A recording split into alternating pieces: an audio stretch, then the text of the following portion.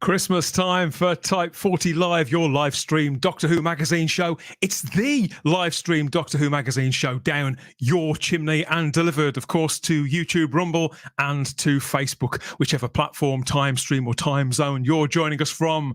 A big Christmassy welcome. Yes, Type 40 Live is up on your view screen in real time and always in front of a live chat full of elves, snowmen and women. Just like you.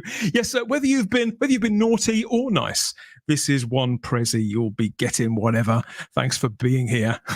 Oh, we've got a lot to get stuck into this time. A lot to unwrap with me, Dan Hadley, Birmingham's king of the geeks, and whoever you are, we'll get to you in a couple of minutes.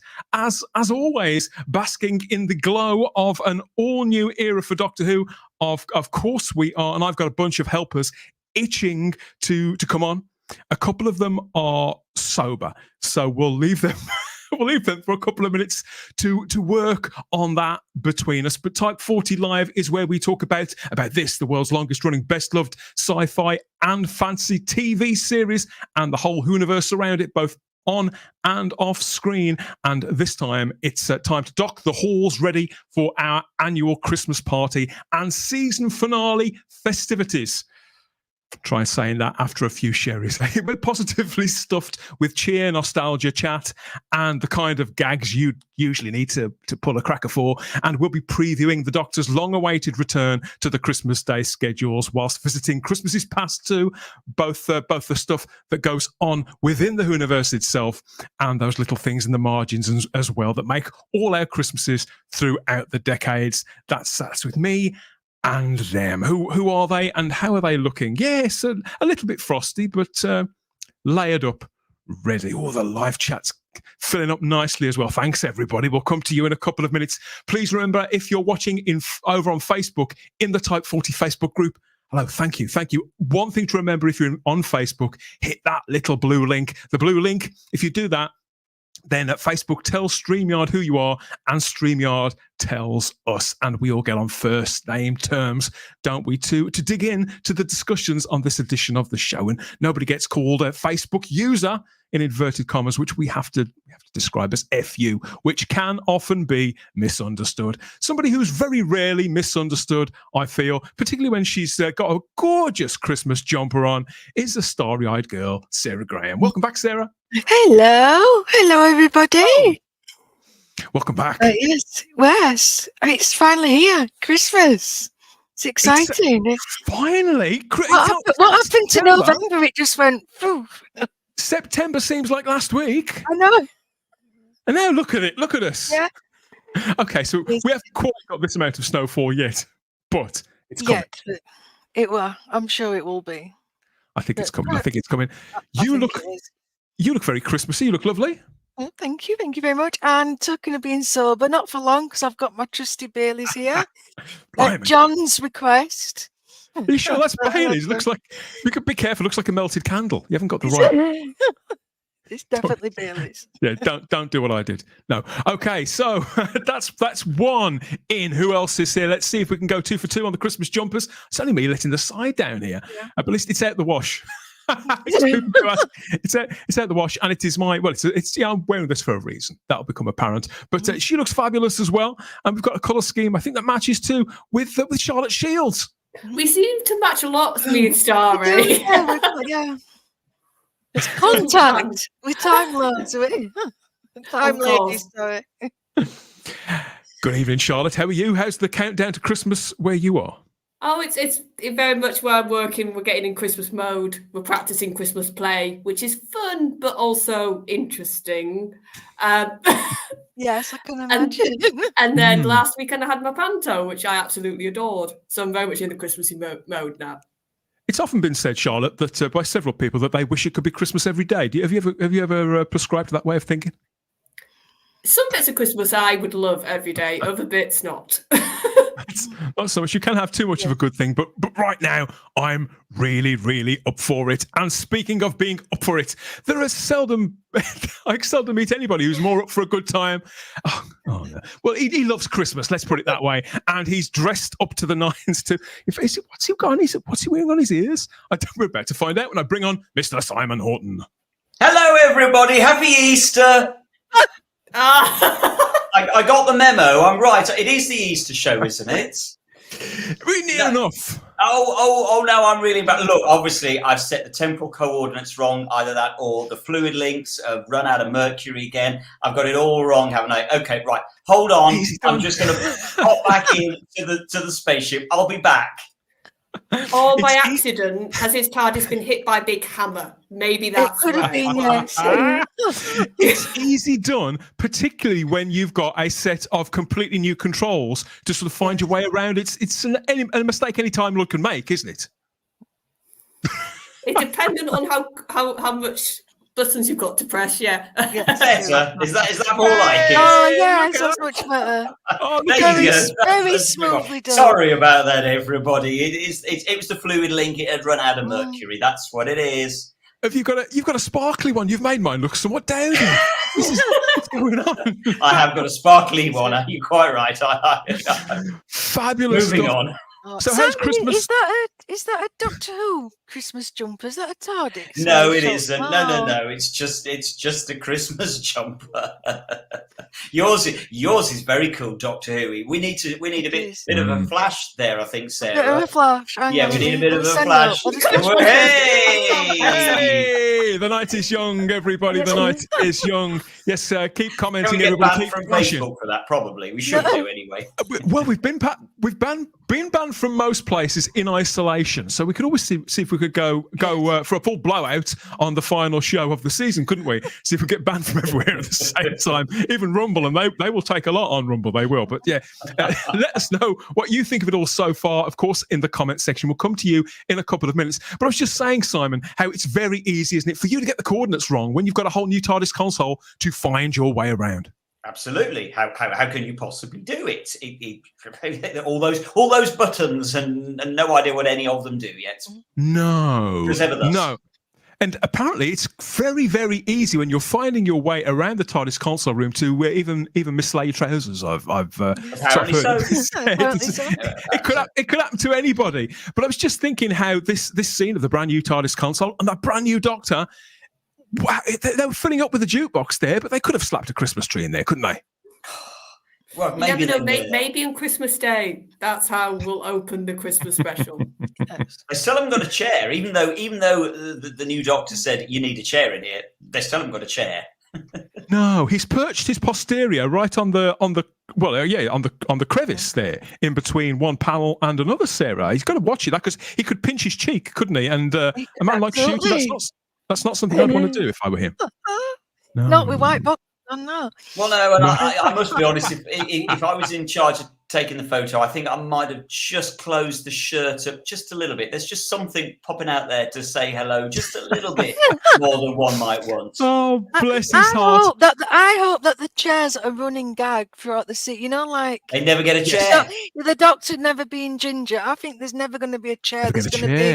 There'll be a stool, or could be beanbag. There'll be everything except an actual chair. Yeah, makes sense. Let us know what you think. Instagram and X at Type40 Doctor Who. Where is that going to be a running joke? Yeah. I do love that jukebox. Don't you love the jukebox? Well, that was the thing. I mean, my eye has not really strayed from the jukebox. I think it's really, really eye-catching, and I like the fact that it could be in the photo. Yeah, that's for sure. It could be a hint. Behave yourself, young man. Sorry. It could be a hint about where his character may go in the future. Or the past. Yeah. Well, I was wondering what tunes would be on there. That A spaceman came travelling. Yay! No, it's definitely going to have Doctor in Distress on there, isn't it? Let's be honest. A spaceman. Do you know what? That could be the new cloister bell noise instead of what we used to hear. Come out Doctor in the Distress. Jukebox. Yeah. Christmas favourites like a spaceman came a pumping by what's his name? Yeah, that could be in there. But looking at the jukebox there, of course, when I saw this, I thought, well, that does look familiar.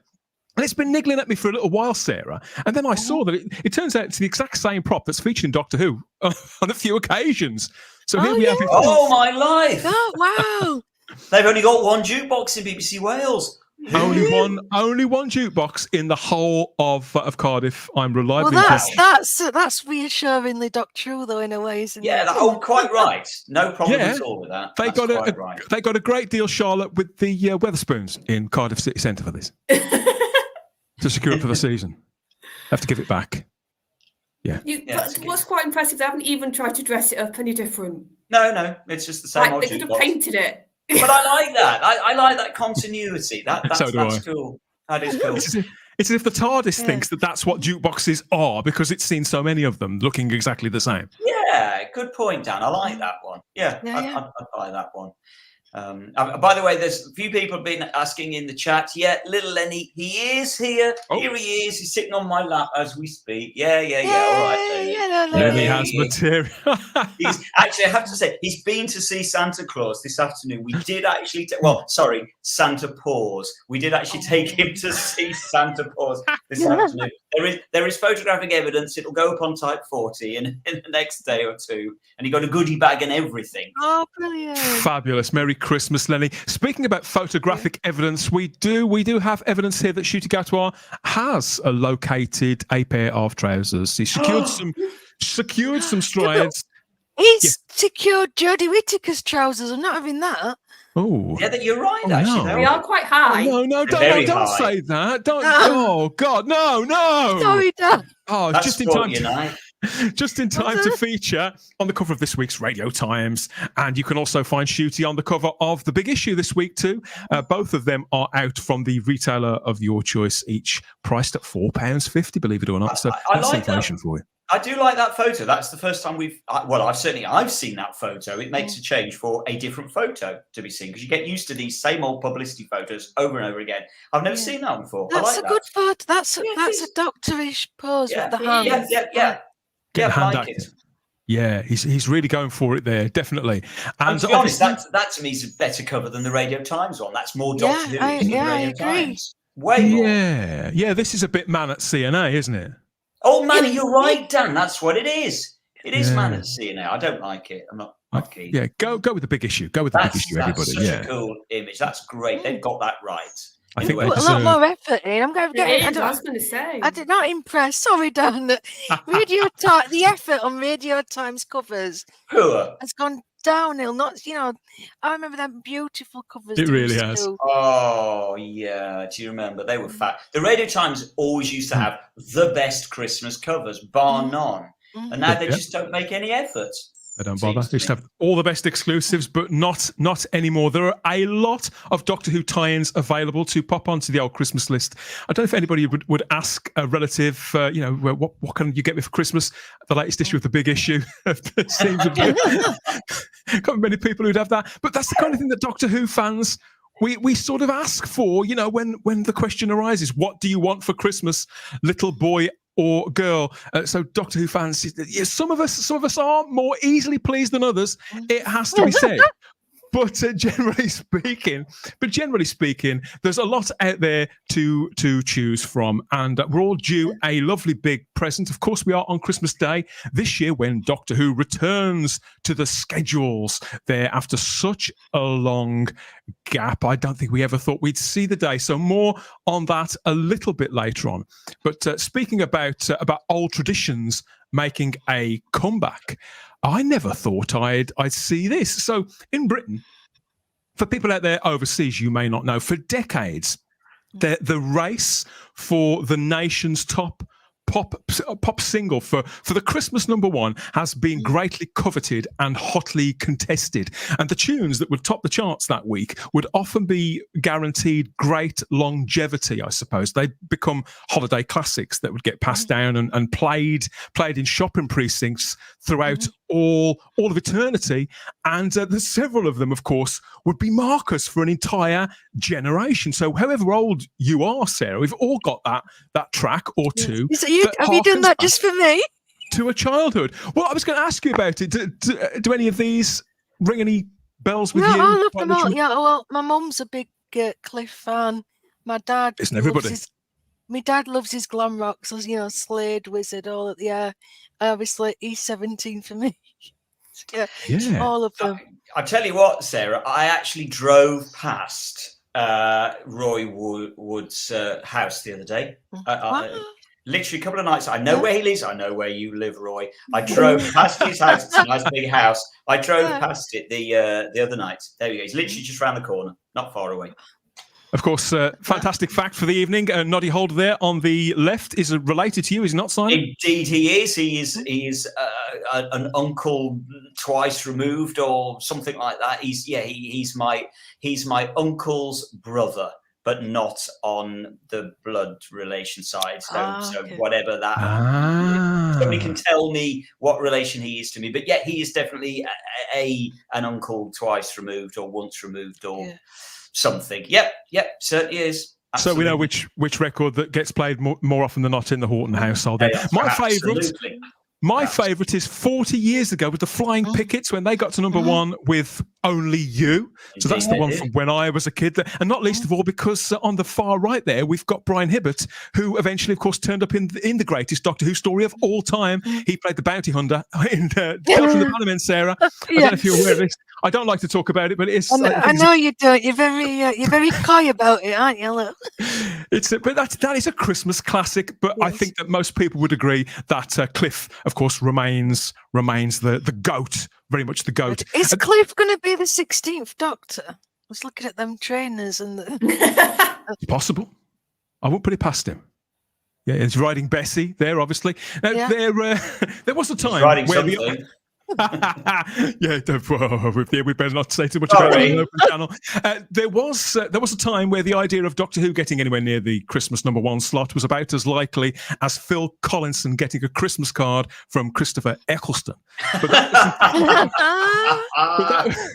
that was until this very week, everybody, with the release of the Goblin Song.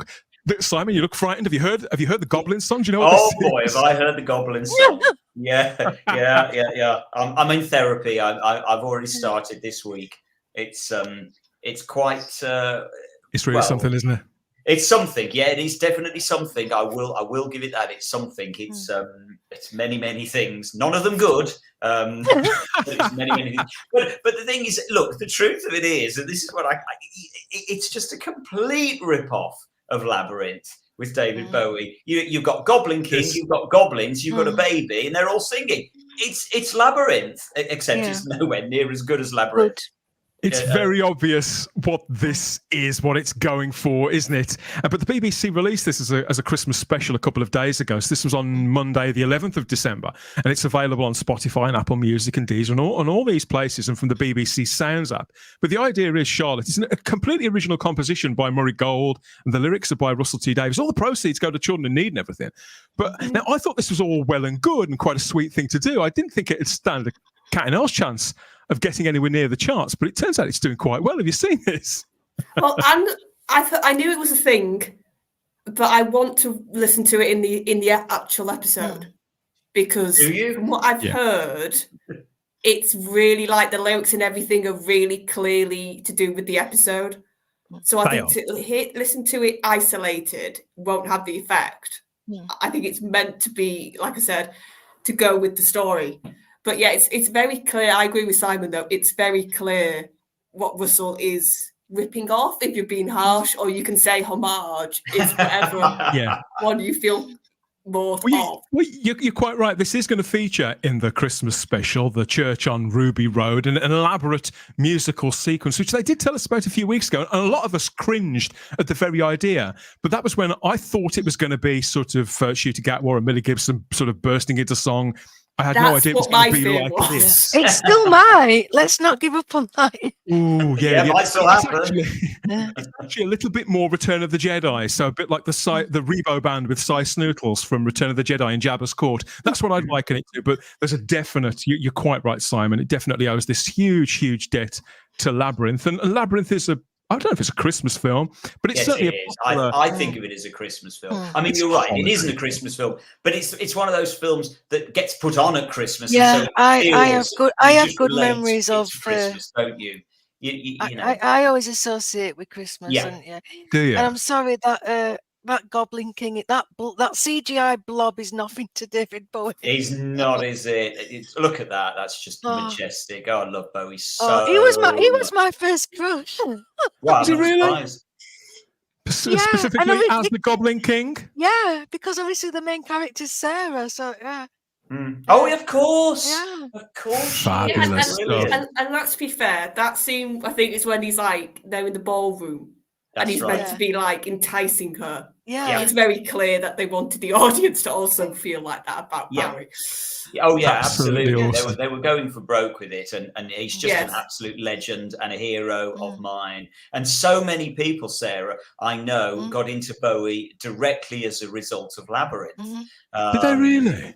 Yeah. But I'm no different, loads because I once I realised who it was, I was straight in my dad's vinyl collection, and obviously my dad thought it was wonderful because I was taking an interest in what he liked. Yeah. Brilliant. So many people I know got into Bowie as a result of seeing Labyrinth. It's See, I view this as fair game.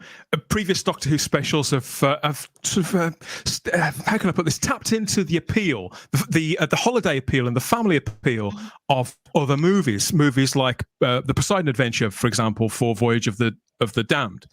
And any one of a number of screwball comedies for The Runaway Bride.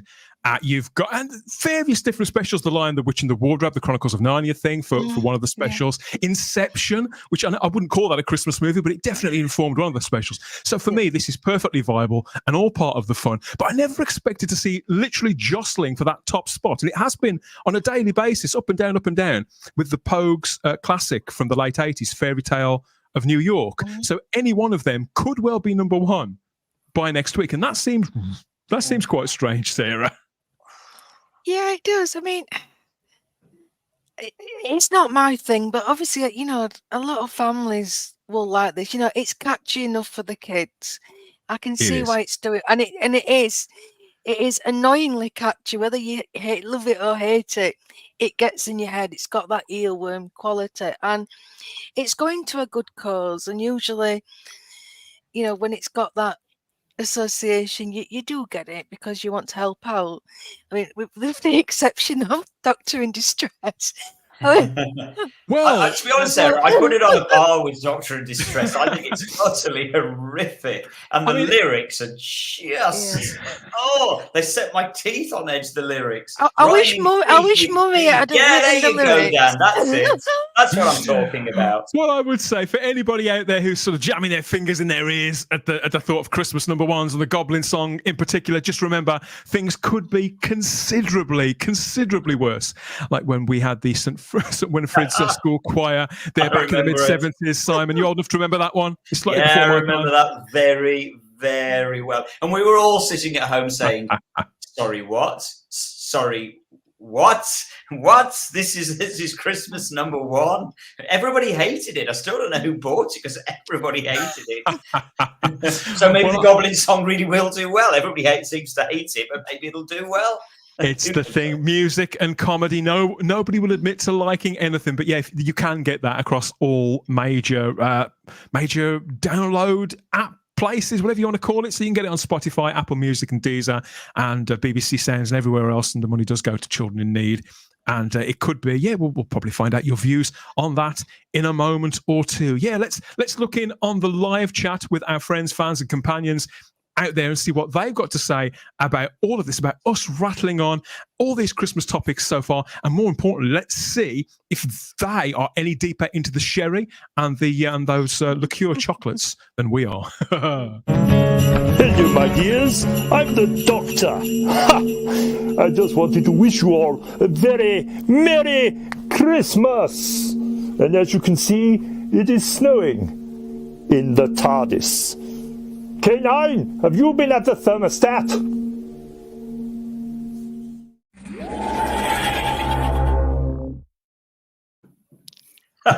Brilliant, love that.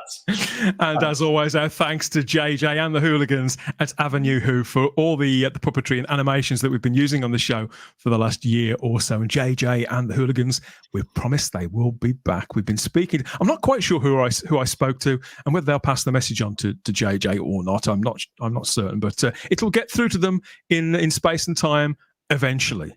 Okay, so who have we got? First of all, we have in the comments, There's some great comments out there. Yeah, going I've been all the way reading back. them. Let's pick up on what we can and where we can.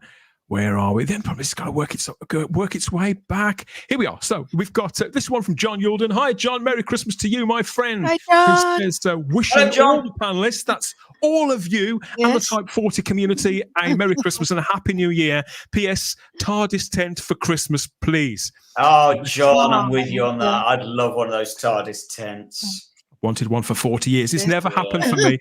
I wonder if it ever happened for the Mega Geek, Ian David Diaz, because he has materialised. I'm not sure whether he's got here via TARDIS tent, but he's here after all. Hi, Ian. You're just in time for the comments, mate. Welcome back. Oh, well done. One sec. Oh. My mic was all the way down there. The elves have been hiding it, have they? Hello, mate. Good to have you here. Hi, Ian. Merry Christmas. Merry Christmas. And Merry Merry Christmas too Deck the halls. Rose. Deck the halls. Yeah, I've never You're really eating mince pies already, aren't you? I can see you. You're eating mince pies. Who ate all the mince pies? He did. Yeah. I've been promised that one or two more people are going to materialise at some point during the course of the show. But Rose says good morning, afternoon, and good evening to everyone. And we've got a hello everyone too from Lord Thoth, as ever. Good to have you there, Lord Thoth. And thank you for modding and doing everything that you do in the live chat here on these shows throughout the year. Simon Ashley's here too. Good evening, as is Gary Browser. Happy to have you back, Gary. Yeah, good stuff. We have who else? Oh, it's dipping and darting out of this, that, and the other. There's so many comments in tonight. It's great. There are masses. It's fabulous. So, Fabulous. And some fabulous of them are really, really funny. What else is here? We have a Merry Christmas and Happy Hanukkah from Mark Milford. Can't argue with that, can you? Happy Hanukkah indeed. Right back at you, Mark. Hello from Sam. Hello, Sam. Hi, Sam. Simon Ashley is there. Yeah, we've said hello to Simon. And DW fan 83. Does that mean they are 83 or they're specifically fans of 1983? They were born in 83, perhaps. Maybe, yes. Oh, I hadn't thought of that. Ho, ho, ho, everybody. Says Hello. Lakers. Hi, Gary.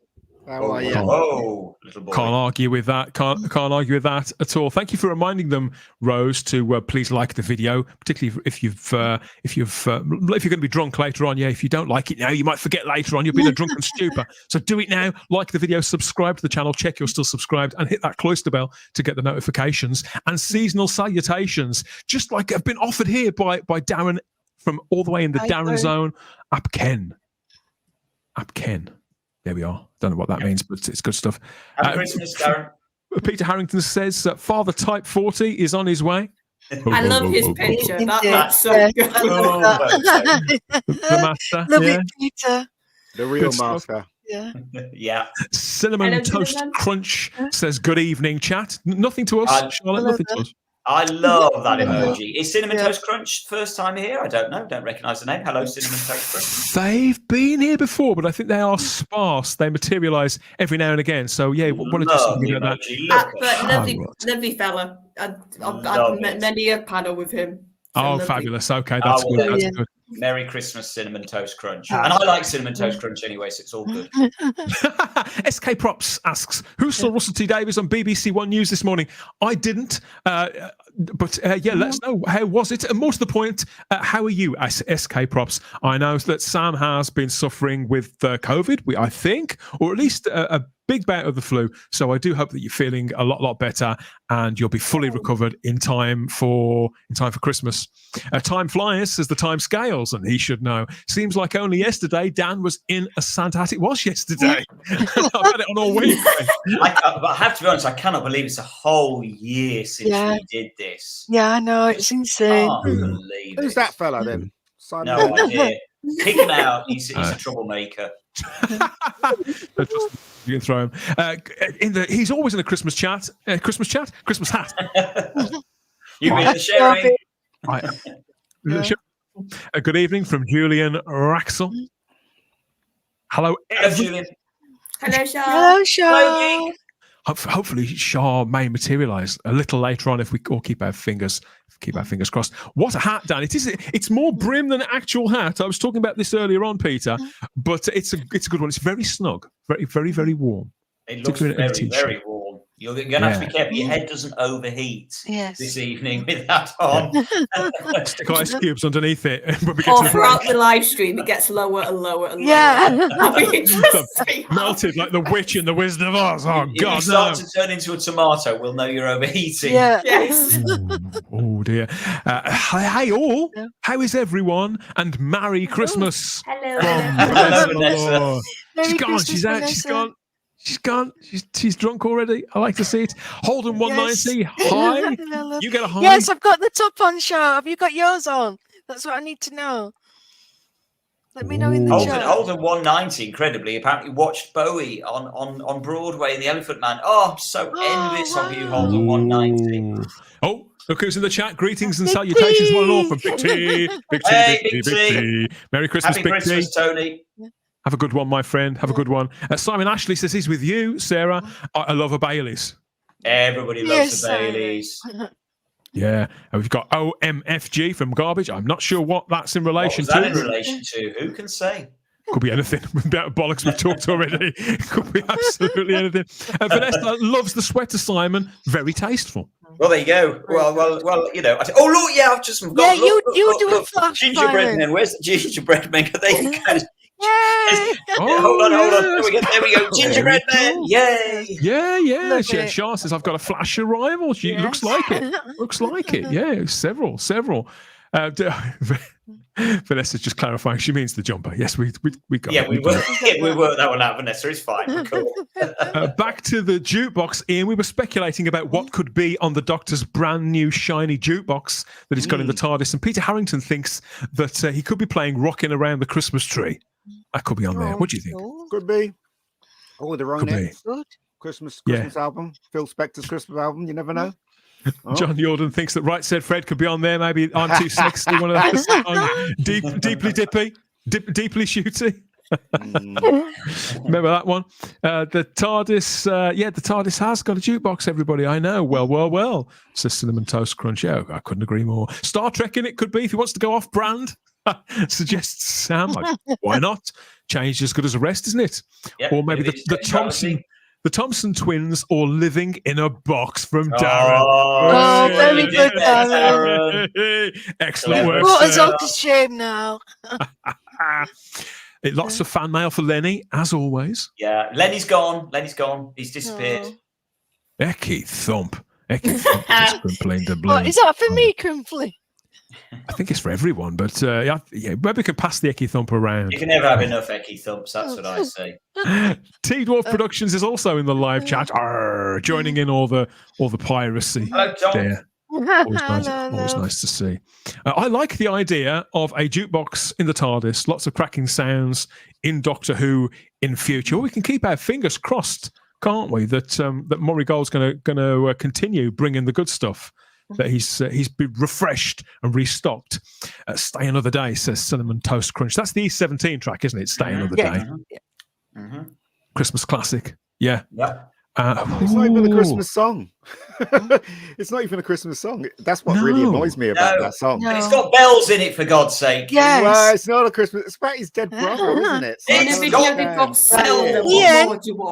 Ian, if Die Hard is a Christmas film, then Stay Another Day is a Christmas song. Right. Absolutely. I completely agree, Sarah. If I haven't had the most boring Christmas conversation ever. Die Hard's the greatest Christmas film. Nobody's bored me with that this year, thank heaven. We should do a whole show on it. No, we shouldn't actually.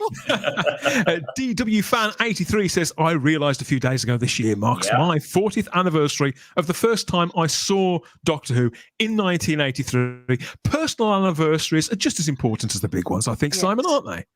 Absolutely. And interestingly, of course, it's actually the anniversary coming up very, very soon of the premiere of Robots back in Christmas 1974. I think it was actually broadcast literally on New Year's Eve 1974 or something. Very, very close. It was literally on the we should cover that. Yeah, I think we should do a show on that. Or a little extra. It's imminent. Yes. I think you could be right. We're talking about the Goblin Song earlier on, and its surprise rise in the charts there. And Cinnamon Toast Crunch says, I don't mind it. It's daft and silly, but it's Christmas. Whereas Aidan McGee says, it's way too silly. I prefer Doctor Who when it's whimsical. I don't like when it strays into being too silly. Yeah, I'd agree, Aidan. Blue Planet says, I hate this song so much. I'd agree, Blue Planet, on that one as well. And Julian Raxall simply offers, what fresh hell is this? Oh, another day, another RTD. That's all you can say, Julian. Vanessa Law reminds us that only Bowie can rock that hair. Spot on. Yes, I agree. Wise no words, arguments. Vanessa. No argument. Oh, no, nobody but Bowie would try. Well, Bowie and Bonnie Tyler, maybe. Yeah, but only Bowie gets away with it. Yeah. Could be that bloke out of Roxette. Do you remember him with the jet black? He had the same haircut, but jet black. He did, didn't he? Yeah, but he didn't look as good as Bowie, though, did he? No. Nobody looks as good as Bowie. It doesn't matter what he could have been liner on, and he'd still look the coolest thing on the planet. Very, very true. Gallifrey Angel C, that's Cheryl, of course. It says, I love that song. I've downloaded it and lost count how many times I've heard it. So she's feeling it. She's really into it. And, hi, Cheryl. Holden seems keen as well, says great. Russell T. Davis is writing songs. And so it's got a mixed reception. Simon Ashley says, Ian, I don't think the Goblin Song is quite catchy. I've deliberately done what you've done, Charlotte. Well, I have heard it, but I've only heard it twice. So I don't want to hear it. I don't want to hear it too much before I see the episode. Do you know what I mean? Yeah, for me, it's very much going to be story related. So I want to watch it that way. Well, I was listening to Amazon Music when I was coming home on the train today, and I was listening to film soundtracks, and that came up. That song came up. Really? Yeah, it just literally came up. I'm like, what? Yeah, on my phone, it just came up, and it started playing. So there you go. I don't know why, but it did, I guess. So you wanted to listen to it. Yeah, because I guess because I was listening to soundtracks, right? So from films and stuff and TV, so they just threw it in there. So it was there. Oh, Ian sneakily downloaded it and he's not telling anyone. He loves it. He loves it. I think that the latter is probably probably most true. It's not true. Gary Browser says from Diamond Logo to Diamond Dogs. Oh, very good, Gary. Round of applause. Excellent stuff. And Peter Harrington reminds us that the Darkness did a cracker for Christmas. That's probably going back about 20 years as well, isn't it? Very long time. No, it was only about 5 years ago. No, it was 20 years that. Was it? No, it wasn't, but it should be. It feels like it is. And CTC says, I can't do these long names, Cinnamon Toast Crunch. CTC says the two pirates in Terminus also had Bowie hair. Yes, they did. Yeah, I've forgotten about that, but yeah, you're right, Cinnamon. They did, didn't they? Thank you, everybody, for a fabulous raft of comments already, including this one. Richard Brooks simply says he's lying, Ian. He is, Richard. He's lying. He's lying, whatever he's lying about. Yeah, we just take it as read that he's lying, of course, even at Christmas time. And yeah, all this stuff about the Goblin Song, obviously, people are downloading it like Cheryl. It does seem to be, generally speaking, must be pretty popular. Otherwise, people wouldn't be downloading it. And why are they doing that? Well, it's all for children in need, of course, and for the love of who? For the love of Doctor Who. That's what brings us together each and every time to talk about the thing over and over again for hours on end here at Type 40 Live there. And there's Nick Frost as a Santa. Which special was that? Was it around 2013? No, it was a compounded one. It was last Christmas, so it would have been 2014. 2015, yeah. Oh, all our Christmases past. And we'll be reflecting on those Christmases later on in the show too, with a nice casual chat by the fireside about our favourite Doctor Who moments on and off screen, comparing best presents and all manner of other things.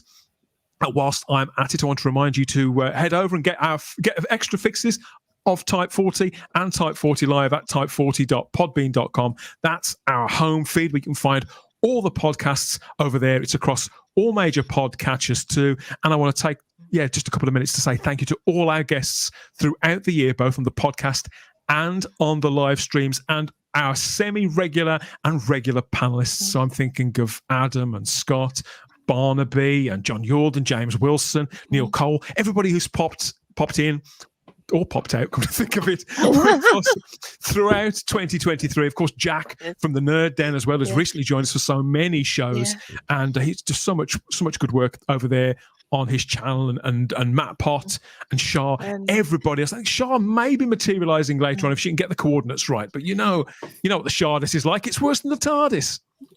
Dan, can I please just ask something? There's well over 100 people watching this show, and we've got 18 likes so far. Can you explain what's going on? What is that all about? Come on, folks. Quite frankly, we're going to stop talking until we get at least some interaction. We've got 100 likes. It's actually it's well above that. So everybody, yes, please like the video now, subscribe to the channel, and hit the close to the bell so you get all our notifications about what we're doing next and when we're doing it, because we've got a break coming up. You're not going to want to miss our notifications for when we come back to, of course. I couldn't agree more, Ian. So these are your mince pies as well, aren't they, Ian? They are indeed. Your work. And they taste lovely. That's all I can say. And they taste lovely. Oh, they do. They do indeed. Love it. Can't say much fairer than that. So we want more comments, everybody. And if you haven't cracked open something, it doesn't have to be the hard stuff. You can hit the soft stuff as well, or the warm stuff like a mince pie. Get into it, whatever it is, and meet us back here in a couple of minutes.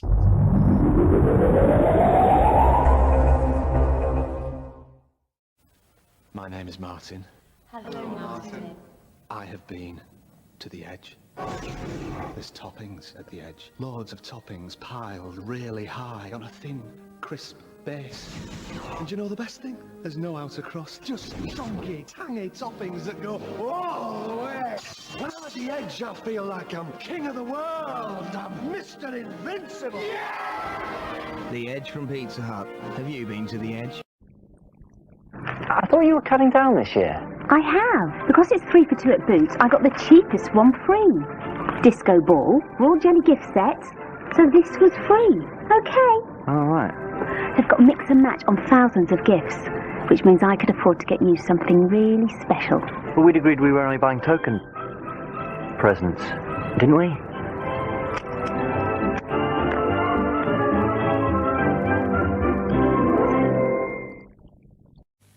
To celebrate the season of goodwill, Mr. Kipling sent 2 of his rivals some samples of his new Christmas collection, including his deep-filled mince pie. One for me, one for you, one for me. Crisp golden pastry. One for me. Succulent spiced mincemeat. One for me. Lost your appetite? Mr. Kipling does make an exceedingly tempting Christmas collection. Right, mate, it's your new honeycomb arrow and 100 promotional items. Mouses. No one wants jigging mouses. All they want is bubbly chocolate. These are from Taiwan. Oh, lovely. Off your hands before you can say it. Here we are. Honeycomb arrow. All bubble, no squeak.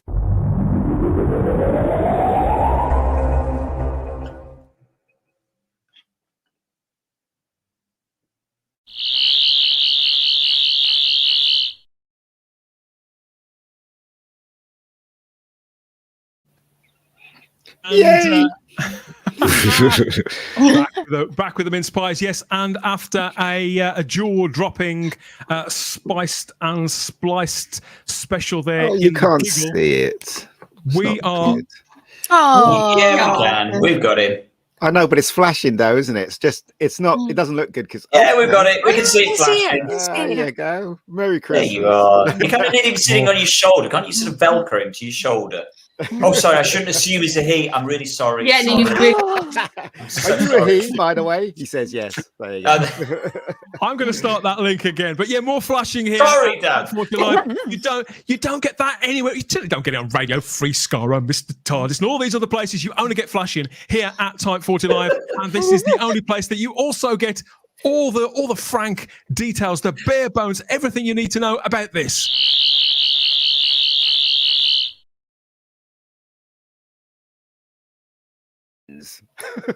As I was saying, after the jaw-dropping, spiced and spliced events of the giggle, we are now living in the era of the 15th Doctor, Ncuti Gatwa, and he made quite an appearance there in the giggle not that long ago.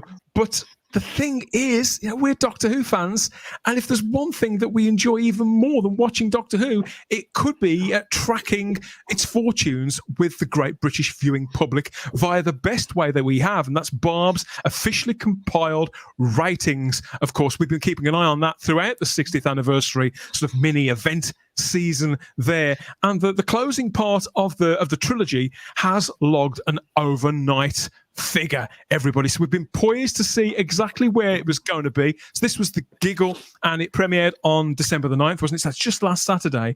And surprisingly, it was the third most watched programme of the day across all channels, only behind Strictly Come Dancing Again and I'm a Celebrity, Get Me Out of Here. That's the good news. But the not so good news is that it was a slight downward turn in the ratings. So this one had an overnight figure that was lower than the Wild Blue Yonder the previous week. So here we go. This is the overnight, and it came in at 4.62 million viewers there for that. So that is 0.21 million, 4.3% down from Wild Blue Yonder. So I was surprised by this, I have to say. How about you, Charlotte? Yeah, I was surprised because I thought there was two things that would make it go up. It's regeneration time. It's a doctor leaving. Because I think the general public wouldn't have known the rumours, so they would have just thought Tennant's going again. And I thought Neil Patrick Harris actually finally having the Toymaker being the proper villain would get these viewing figures up. But yeah, I was very surprised. And I've got a feeling probably a lot of the production team were a little bit surprised. Mm-hmm. I'm not going to be remotely smug. No, actually, I am going to be smug. Go on, Simon. I thought you. Yeah, sorry. I did. Yeah, I'm going to be smug just for a second. I did guess this. I did say last week between 4.6 and 4.7. You did. As did other people in the chat. Why were you so certain it was going to be down on the previous week? Because I could just tell the trend, the way the three specials, and I do put them very loosely in inverted commas now, they weren't specials, the 3 episodes, you could just tell the way they were going and the way the public were responding to them. And again, to be clear, this isn't a bad figure, but it was obvious to me that it was going to be a downward trend because unfortunately, it just hasn't set the public on fire in the way that the first 2005 series did, because by episode 3 in 2005, which was The Unquiet Dead, I think I'm right in saying, wasn't it? That's right. That's right. Yeah, by then the world was already going ballistic over Doctor Who, and it was clear that this wasn't happening this time round. So it was just obvious. Doctor Who historically always goes down a little bit every series, and that's what all people will be quick to point out. The Doctor Who always goes down. Even in classic years, it went down mid-season. So this now is just fitting in with the trend of Doctor Who, whereas back in 2005, well, certainly by the time you get into 2006 and 7, it was going ballistic, and it's just not happening this time. I'd also add to that, Simon, and this all comes back down to the Starbeast, because nobody knew it was on. I mean, talking general public, not fans. You didn't have that draw. And then if anything of the public has heard, it's all been the bad stuff, because that's the only thing that's been in the media is the, the silly pronoun stuff, the misandering, the Starbeast, and the Doctor being dressed down. And that silly race swapping for no reason. Yeah, that's all they know about. What you're saying, nothing else. What you're pointing to there, Sarah, is on one hand a balance of it being in completely the wrong weight on the scale. So we've got an absence of actual marketing of everything within the show itself, and then after the thing is broadcast, the only thing that, because obviously marketing is the stuff that leads up to something, but in the aftermath, people still aren't hearing about the actual content of the episode itself. It's all extraneous stuff. And if you had missed it. It's not even necessarily that. It's not even though, Sarah. It's not even obscure cultural kind of stuff or fandom stuff. It's actually more political stuff. The stuff that most people, some of us are really invested in it, but the general public, they're too busy getting on with their lives. They just don't want to hear it, do they? I mean, and if they had missed it for whatever reason, and they've been to Doctor Who's on, and they've been thinking about watching, and then they've had, I won't bother. They do this with Isaac Newton, or they do. If that's all they hear, then they just go, I'm not going to bother then. Yeah, and it's interesting. Go on, sorry, Charlotte. I was going to say, I think to the other end of that. So I think when it comes to fandom, and why I think was that sort of fire Simon was talking about, and I was seeing it as well, that we talked about, I said last week, there's been no profile to these specials. There's been no real fervour in the fandom about them, because let's be honest, now we've had the 3 of them, and this is probably going to be a bigger discussion when we review them again, it didn't feel like an anniversary. There was no celebrating here, really, of the past. There wasn't Russell sort of looking at the past of both classic and Moffat stuff and really showing off this show for 60 years. It was, let's bring back my actors. Let's go back to my story beats. Let's go back to moments I created. That's what these 3 specials were. Well, you know were. what? As much as I agree with everything that you've just said, Charlotte, and as much as I personally have enjoyed the event for the most part, I think for the general public, they don't even look that deeply into it.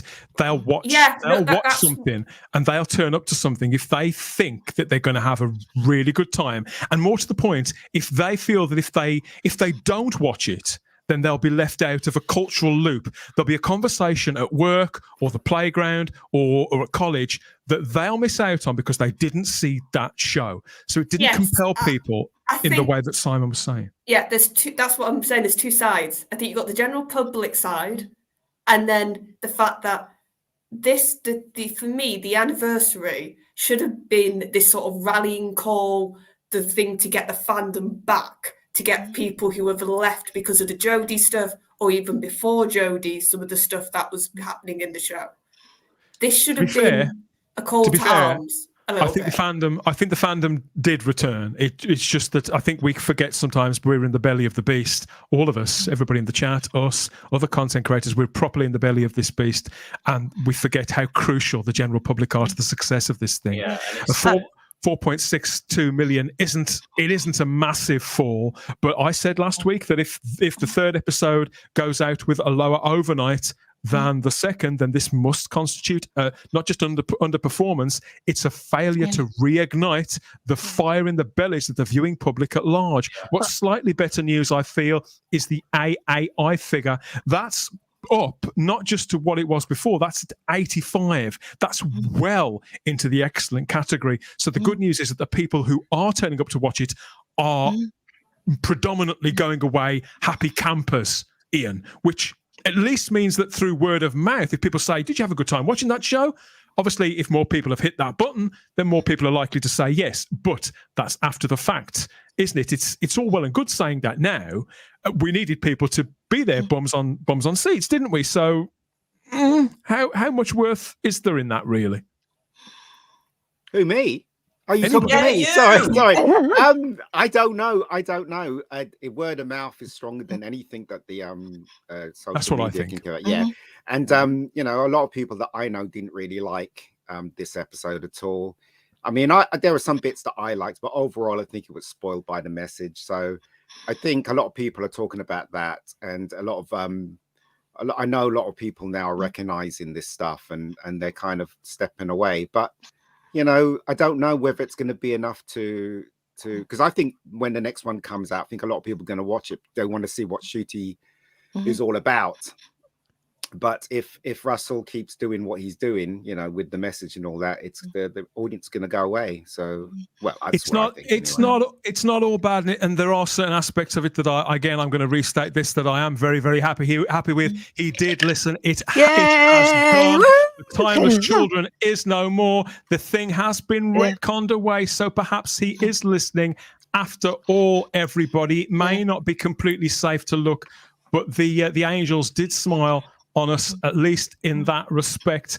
We've also got we've also got a lot of people out there as well who are watching the thing on iPlayer, because the numbers for iPlayer are really quite strong. I can't say that they aren't, because they are, and that does count for something in the modern age, but it's not everything by a long chalk. And getting people in front of the screen on that night was really, really important. And I hope that they've learned by the. Yeah, I'm gonna have to put this down as a failure. So I hope that they are looking at those figures and realizing that more needs to be done to market the thing. People have asked me, you know, was the special, how good was it? People who didn't view it as a priority, Sarah, on the night, have said, what happened in it? Give me the edited highlights. So rather than actually me sort of break it down the synopsis for them, I've just been showing them this. Applause for Rob. Very, very good. And it would have worked because the Doctor was in distress. Yeah. Maybe that was the original track, and they just went over it with the Spice Girls. Maybe, who knows? Yeah, you never know. You could be right. It's the amount of people that have mentioned that in the live chat, Doctor in Distress being on the jukebox. It'd been criminal not to play that, wouldn't it? It's interesting. I've just watched Holden 190th chat says, as an American, I found the song and dance sequence weird, and because maybe that's a good point actually. If the Spice Girls don't sort of travel beyond the UK's shores, maybe that was a bad track to pick. Don't know. I hadn't thought about it before. I don't know if Neil Patrick Harris said it in an interview I heard, or maybe it might have been in Unleashed, because I still haven't watched any of them, just so I don't hear rubbish. But apparently Neil Patrick Harris said he didn't know the song. Yeah. And he said it was weird because all the UK people knew it and he didn't have a clue, which is even more, I think, gives more credit to what he did in the episode. And he didn't have a clue what he was mouthing or he knows doing now. with that scene. So it's maybe a bit of a mistake then to pick the Spice Girls in that respect. No, well, I mean, basically, Doctor Who's mostly for the English crowd, aren't they? So I mean, yes, when the Americans they need it to work in America, don't they? Yeah, but when the Americans do something and we don't understand it, they don't care. So why should we care about that? Well, it's not that we care. It doesn't matter whether we care or not. We again, as Dan says, we need bums on seats. That's what we need. We do indeed, but Russell's not really. But yeah, what were you saying, Dan, about it not being a priority? That's exactly right, because Doctor Who has been out of the public consciousness for such a long time. And it is really confusing. If you take a back seat, I mean, because we know all the ins and outs. I've had people saying, why is David Tennant back? I thought the Doctor was a woman now, and they don't even know about Ncuti yet. So there's people that far behind. So maybe people thought, I don't know what the hell's going off in Doctor Who. I don't want to get invested. Yeah, I agree, Sarah. I mean, Dan, you're absolutely right. I hadn't thought about it before, but FOMO is such a big thing now, and there was FOMO in the mid 2000s, and that's why everybody was talking about it, and that's why everybody was watching. And there's no FOMO with Doctor Who now, and I still think watching the Toymaker episode, which I won't go. We're obviously not going to go into in detail here, but I just thought was pretty awful. And I think back to the sequence, which was a really clever and well done sequence of the toy maker snipping all the cords on the former companions. Really nicely done. But the public, again, they're not going to have a clue. As a fan, I couldn't remember what had happened to all these companions. So again, the public aren't. The public wants to see spectacle. They want to see Doctor Who being Doctor Who. They're not. It's fan fiction. Certainly the first and the third specials for me were far too much fan fiction, and it's just not going to. It's clearly not resonating with the public. I believe that that those kind of musical, I don't call them musical numbers, but those interludes, like the one that they had in series 3 with the Master and the Toclafane raining down and Toxic, the Britney Spears thing, I think they work more often than not. And personally, I think that really, really works. The live chat is divided, and we'll definitely do a deep dive review on all 3 episodes of the 60th anniversary season on the podcast at some point in the future. But it's understandable that elements like that, they're gonna, how can I put this? They're going to provoke extreme reactions because there's such big swings in style and mood, and music is so subjective. You couldn't get a more sort of populist act than the Spice Girls in particular. There's no way of dressing that up. And a lot of people just can't stand that kind of pop. But I just think Rob did a fantastic job there with substituting a genuine Doctor Who classic for that. And obviously the ratings will continue to follow the ratings. We'll be getting consolidated figures in the next week or so for the giggle, and then the general pattern of how the entire mini-season has been received will gradually take shape. Really quick question. Do you think they're going to lose on the consolidated? Yeah, well, the second episode already has lost on consolidated. It's already they come out? They've come out today. The consolidated figures. I didn't know that. Today, or was it yesterday? It might have been yesterday. Either way, it's gone down. Not by much, but it's down on the Star Beast. I think it's possible they will go up for the final one, particularly with the iPlayer in the equation. I think it's possible. To be honest, I'm finding it very, very hard to. I knew that the second one would go down.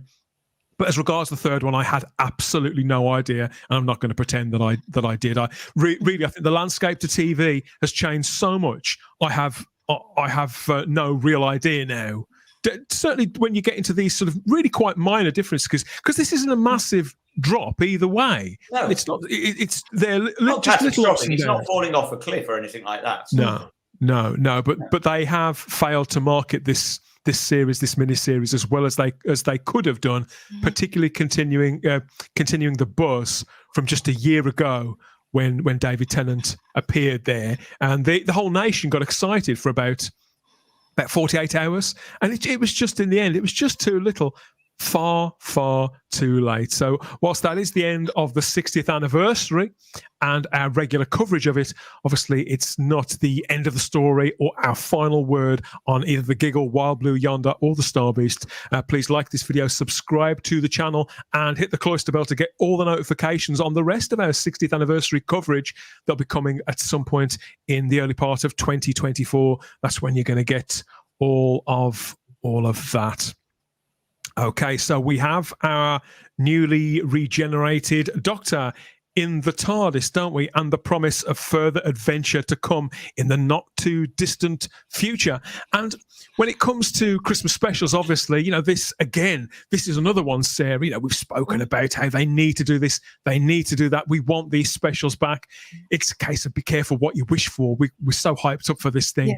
How could it possibly deliver on what we want it to be? In many respects, as families in particular, we look at what's on the TV and we think, okay, we'll have Christmas dinner then we might play a board game or do this, that and the other, then we'll sit down all together and watch that. People do kind of arrange their schedules, Ian, around the big film or the Queen's speech or even a Doctor Who special, don't they? So it's asking a lot of a family to set time aside from the biggest family day of the year to watch anything now, isn't it? I don't think families are like that anymore. I mean, they really have changed, and a lot of the youth, as I would call them, they don't even watch TV on Christmas Day. But again, the phones dominate and TikTok dominates and whatever, you know, and they'll be on their phones and stuff like that. It's only the true fans, the real fans that would be watching Doctor Who, I guess. I think you're right, Ian, but I can pretty much guarantee the Christmas episode of Strictly Come Dancing will be enormous. So again, it comes down to what I was saying last week. If you give what's good? What they want, they will watch. And but you know what?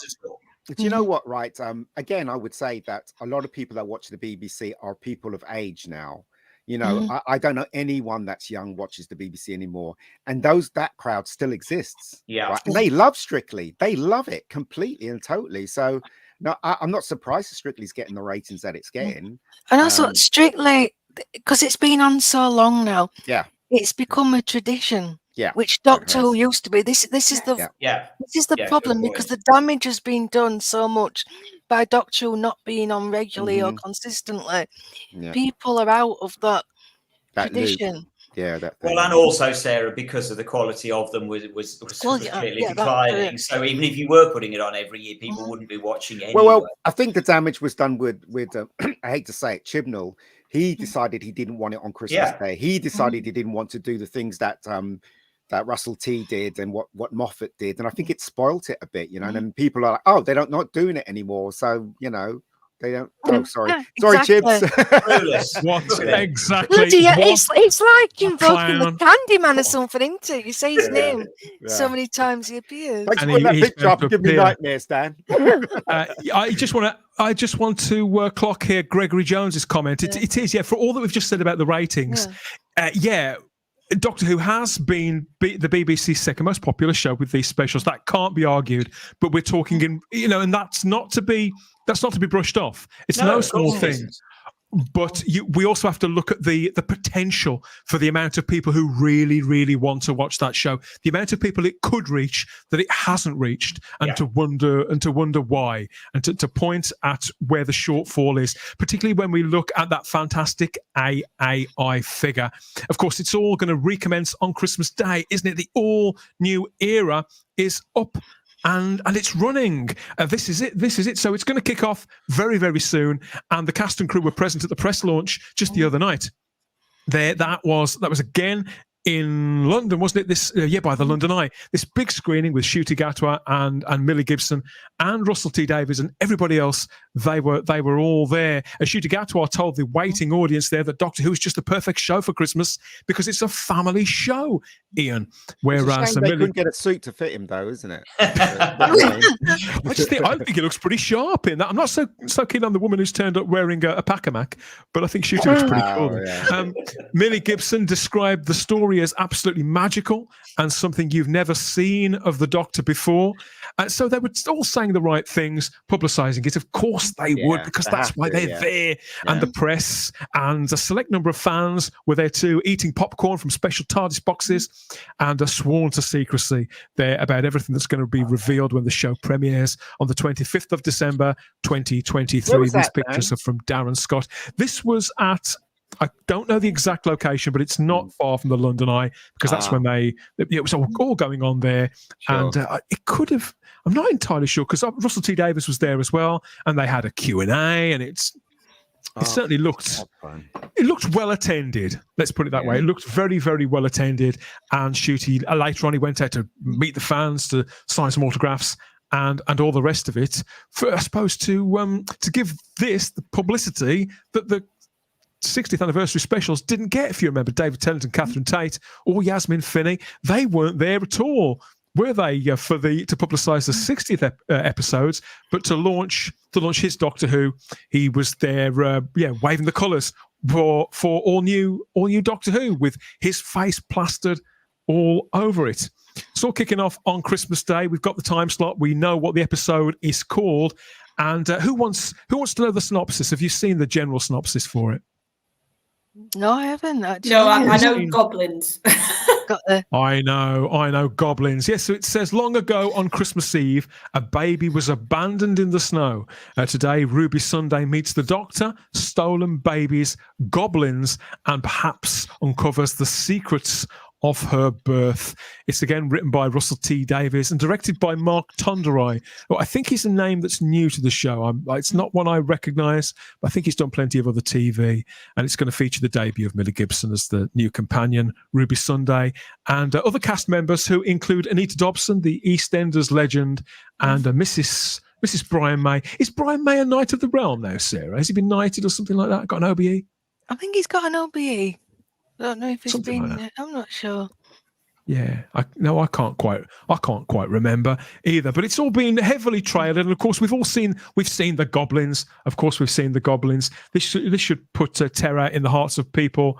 Kids on Christmas Day. I think this will probably hit quite well. Obviously, it could have been better, but you can't have everything. You can't have everything. There's some fabulous pictures as well of the Doctor and Ruby taken to the skies there as part of the adventure. And it's one of those things you don't want to see too much of it because you don't really want to spoil where it could go, do you, Charlotte? Are you staying clear of all the trailers and all the promo as well?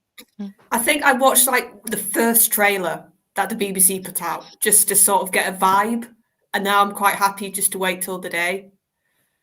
Because, but I tell you what it is, but what the vibe I got from it was I got adventure a little bit again, which is what I've been looking for. And the more I see of Millie now, actually, because I feel like we've seen quite a bit of Ncuti now. I feel like the more I'm seeing of Millie as an actress, she comes across very natural, very likable, very down to earth, very good traits for a companion. Yeah, I think she's really good news for this show. I can understand why people may have doubts about the lead actor. I think people always have doubts about the lead actor with this show because it's such a key part, but the companion's a really important part too. And it's a bit like Lois Lane with Superman, really. If you haven't got Lois Lane right, a lot of the time Superman just doesn't work, Ian. And I think the companion of Doctor Who is almost as important, really. Well, we'll see, right? I mean, I'm not invested in this at all, but I watched the first episode. I'm going to dip out anyway, no matter what, because I told you reasons why. So whether it's good, you mean you're going to dip out? It doesn't really matter whether it's good or not. You're still leaving the show behind.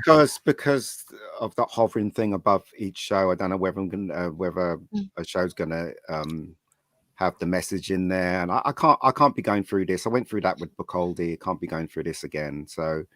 So I'll probably dip out anyway, but I'll watch this episode and obviously give my view, but I can't be watching a whole season and hoping that a show will not have the message in there. And, because I think it's morally wrong that they're doing that to, especially on a kid's show, but that's a different matter, but that's just my opinion. That's all. But anyway. Yeah. I feel your pain, Ian, and I will be very much against my better judgment as a result of the last 3 episodes that we've just watched. I will probably give the Christmas episode a go. That probably is last chance saloon for me. If this one doesn't win me round, the thought of a whole series of this going forward, if the Christmas episode doesn't work for me, I'm with Ian. I can't face the thought of how many episodes are there with Ncuti and there's 9 including the Christmas special. Okay, so another 8 episodes. No, I couldn't cope with another 8 episodes of this if the Christmas one doesn't win me round, because I look back at the 3 that had just gone and I think a full season of 8 episodes of those, no, I would have given up on them by now. So I'm only giving this a go because it is an entirely new sort of change of guard in front of the screen, as it were. And so I'll try at Christmas, but my hopes are very they're off the scale low now. From what I've seen so far, they're non-existent. Fly Highland is amazed you're even giving this one a go, Ian. Well, I'm out after the specials, but there we are. I'm giving it a go because Dan's my friend and I'm part of Type 40, and so basically I'll watch it. But I can't keep watching a series that dangles the message above each episode. I don't know whether I'm going to get an episode that's great, and then the next episode after that has the message strongly in it. and stuff like that. I can't keep doing that. I can't do it. I think Ian, I could cope with it and I think, as I say, what I've seen in the Christmas episode so far, I think it's very unlikely. But if the Christmas episode turned out to be absolutely fantastic television, I might be able to look through the message, as long as I avoid, like Charlotte, as long as I avoid watching Unleashed, because seriously, I never want to hear another word come out of Davis' mouth ever again. That's why I'm not watching it. I never want to hear him. I never want to hear him speak again. I don't want to hear another word come out of his mouth. But as long as I avoid Unleashed, if the episode itself is brilliant television, I might be able to look through if they are doing a bit of agenda signposting. I might be able to. So I'm still going in with an open mind. But as I say, my expectations are low. The production values on this do look pretty spectacular, and Retro Doc there says he's noticed that the set looks a lot like something from the Goonies, and I believe that certainly from what we've seen so far of this Christmas special, the 80s family movies that we were talking about, Labyrinth and the Goonies and all this sort of stuff seem like touchstones. Russell T Davies has said that he's acknowledged it's a sly step. He says a sly step towards fantasy, and he said that he feels partly motivated by the success, the popularity, the long-term popularity of shows like The Witcher and Stranger Things. And Doctor Who has done plenty of fantasy before. But I thought rather than talk about it, we could have a quick look at this trailer and see if this will stir anything again. So here's the BBC trailer. We'll take a look at this. See, this worries me enormously. Yeah, I hate this. If this bit wasn't on and it was just the goblin and adventure stuff, I'd be fine. This is great. This is good. The Doctor dancing in a nightclub in a fest. Time travelers are great. Like, wow. There's a lot of movement, isn't there? Yes, there's a trailer. It looks okay, apart from the opening. Here's what I'm hoping. I hope we get Ncuti to be a dashing hero. Just even if it's just for his first episode, just as a good impression. Because I think you see, for me, is he gone? Go on. Oh, there he is. Hello. Can we hear Dan? No, I'm here. Oh, sorry. Yeah. I you thought you got cut quiet then. You went for me, and it just stopped. Yeah. Yeah, a lot of people are really hung up on the scene of the Doctor dancing in a nightclub at the start, which I can't say that feels Doctorish for me either. It's not family friendly. That belongs in. It's just dancing, Sarah. Yeah, but it's more than aesthetic. It's like when Ncuti's running around no trousers. It's more than what it's been presented. And morally, I think it's wrong. There's so many ways in which a Doctor. It's not morally wrong to see a man dance. It's morally wrong. Let's keep things in perspective. No, let's keep things in perspective. To dance. It's morally wrong for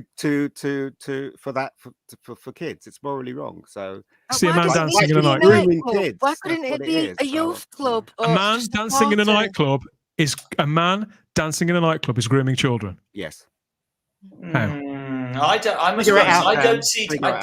have to be honest, I don't see it necessarily as morally wrong. We've got to see the episode. We've got to see the scene. It's tonally at odds with Doctor Who. I completely agree. And obviously that moment you think, oh, I don't know if I like this. But I didn't like this. It was on screen for 30 seconds.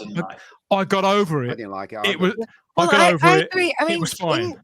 In defence, I hated Amy Pond being a kissogram because I didn't think that were appropriate. I agree. Either. So I suppose on balance, yeah.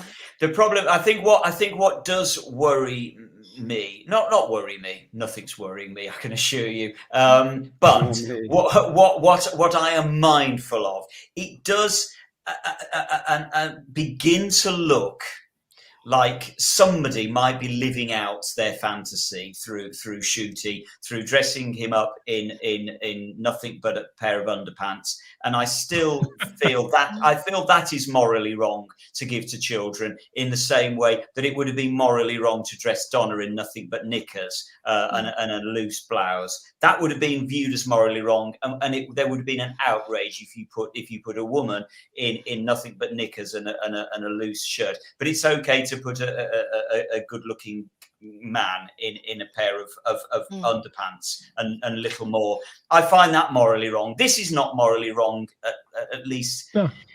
Until we've seen the scene, but I still think that there is somebody on the production team. That's exactly how I feel, Simon. I refuse to get when I saw this. To me, this looks like a scene from Skins or one of these Channel 4 shows about students. But I refuse to get my knickers in a twist about something that I haven't seen in context yet. And it's not the first time the Doctor's been in a nightclub, is it? Do you remember? No, it is. But the problem is, Dan, and I as a gay man can clearly see this putting him in a little vest with very little else on. It's a gay fantasy. It is as simple as that. They are playing up the gay angle, and so I personally think that's probably inappropriate for a family viewing on a Saturday on a Christmas day. But as I say, I'm prepared to reserve judgment until I've seen the episode. But I do think somebody on the production team is living out a gay fantasy by what they're doing with Ncuti.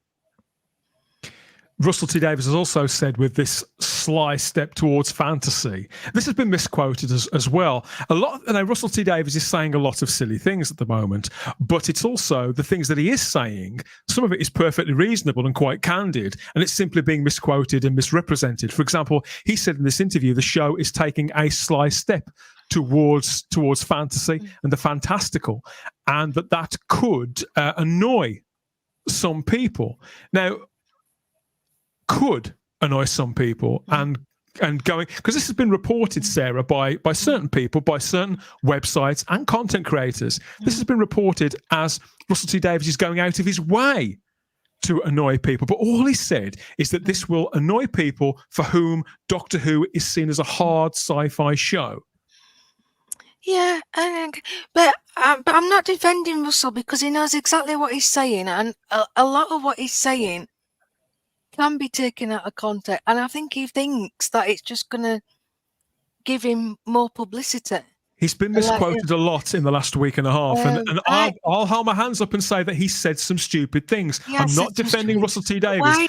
Why does he have to say, I think it could annoy? Why doesn't he just say, we're looking at a more fantastical side? That's all he has to say, but then he has to he also, people have only quoted that one sentence because he does go on to say that, for example, episode 2 next year is really wild fantasy, but the episode that directly follows it is proper hard science fiction. So I think the effort, Charlotte, is to actually to kind of softly reinvent the show and reoffer it again at its bare bones of that which Doctor Who works at its best, being a kind of anthology show for these various subgenres that we as fans often tell people, I love this show because one week it can be this, it can be that, it can be the other. And here I think he's attempting to give us that. But in publicising it at a time of incredibly heightened sensitivities, it's all getting sort of fed into the machine and coming out as Russell T Davies is deliberately trying to wind people up when he isn't. I think what's happened here, and I can see both sides of this, honestly, because, like you said, he has said some very stupid things. It's given almost this image now of him being this sort of agitator. And because he has done stuff that very much lends to that. So because when he says something, like you said, which if you look at the full context, he's saying exactly what Doctor Who's always done. You are right. Doctor Who has, for certain episodes, stepped into another type of storytelling for an hour. It has gone into different worlds for an hour. It's had different characters, which aren't your traditional sci-fi. Even classic, I would argue, at times would do this as well. It's not just a New Who, and that's a myth that I do think is out there as well, that, it's the New Who that's done all the more fancy stuff. No, I recently watched Troughton's, when he was in the world of stories, the world of fiction, you literally had D'Artagnan and Lancelot in an episode. It's fantasy. You couldn't get more fantasy than that if you tried. So if Russell's taking that approach, then I don't see any issue with it whatsoever. But because he's done certain things and I think he has, at times he has tried to get the fans riled up. Yes, now, deliberately. You sort of can't blame, in some ways, people for having that mindset about him. That's the problem. I agree, Charlotte. And having watched Unleashed this week, following on from the Toymaker episode, anybody that has seen that will know exactly what Russell's doing. And you're right, Charlotte. He's deliberately baiting fans. He's deliberately riling fans. That's what he wants to do, clearly, because it's clear from what he says, and he pretty much might as well say it in the episode. And so it's very clear the direction he's going in. And so you're right, Charlotte. He simply can't be surprised when people react against that. And I don't think he would. Truth be told, I've said this before now, I think he wants us to react the way we do, or the way certainly some of us do, because that feeds into what he's doing, and that gives him the fuel to think that he's doing the right thing by reinventing the world in his image. And that's literally what he's trying to do with some of his stuff. But yeah, I agree. I've got no problem with Doctor Who going into fantasy territory. None whatsoever. No, I'm really attracted by the idea. I mean, Stephen Moffat did that quite a lot, and Russell less so. But I'd like to see what he makes of that, and obviously, more importantly, the writers that he's going to get involved as well. I mean, it is strongly rumoured. In fact, I expect it to be announced fairly soon that Stephen Moffat has returned to the writers' room, whatever you want to call it, on the show, and we'll find out what he'll have to offer when he returns, and whoever else they've brought along too. Paul Toastland brings me up on this. Damn, the difference is those shows were after the watershed. I know, I agree. I'm not saying that was a good thing. The fact that scene reminds me of Skins and whatever else I said. I'm not saying that was a good thing. Those are great shows, but no, Doctor Who shouldn't necessarily be doing that. But I think that it should be. I think it should be sort of challenging visually what we think it should look like, and I don't mind them moving the character on to some extent, and to see the character having a good time as well in between adventures, and to bring a new incarnation to life. But I think you've got to be very, very careful about who you leave by the wayside in doing that. I think I think it's quite reasonable that some people have taken it that Simon's picked up on what he has, because he's picked up on strings and to it that I haven't, that I couldn't, that I haven't looked at it that way, and I would never negate that. But what I'm saying is it's probably quite a minor scene, and just to pick up the character. Yeah, but if it was so minor, why is it not only in the trailer, but the first thing you see in the trailer? That's the audience. I tell you why. Done. It's because that's how they meet, isn't it? It's simply because that's how they meet. And I know, and it's obviously, and I also think it's because it's stylistically different. They're trying to bring, because we were talking about how badly the 60th ones were marketed. I'm not just talking about being marketed to fans or people who used to watch and now wouldn't watch in a pink fit because of whatever reason. It's also reaching new people as well. I'm not talking about getting a new audience, about swapping the audience, but I'm talking about simply doing that which it did in 2004 and 2005, and to bring in a new generation of people who think that they don't like sci-fi, who think that old show was really silly and wasn't on a few years ago, and it all went crap when they put that woman in it, and this happened and that happened. It's people who've got a sort of consciousness that there's a thing called Doctor Who, and maybe I'll enjoy this. But I don't think some CG goblins are going to do the trick. Well, for them people. I don't see. No, but a combination of things will. I think something. If you. No, I'm going to disagree. I think it will. I think in a very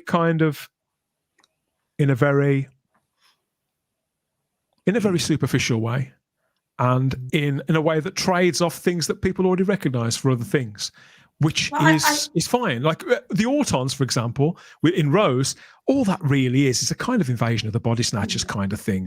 And when you're just framing a story about bringing two people together, and I think that'll be the driving force of the Church on Ruby Road. It'll be about bringing those two characters together. And so what the Goblins are actually doing around the outside will probably not. Yeah, just add a bit of colour to it in the same way the Autons did to that episode. That's kind of what I'm expecting. Right. Yeah, and I think I actually did read a bit of an interview where Russell said some stuff that I thought was really good, where he was saying about how this special is basically he knows the world's not very good right now, and he knows it's quite depressing, so he wanted to give a sort of family-oriented, happy hour to give a bit of joy to people. And I think that's perfect for Christmas Day. Yeah, I would agree. If we can have an hour of something that actually makes me smile and have a bit of a laugh and have a bit of fun, and actually, that's what I think. So if he does that, And if that's what he said and what I read, and that's what sort of the motivation was with this special, it could do really well, because I think the audience, because of how current TV of late has gone very dour, has gone very sort of everything's terrible.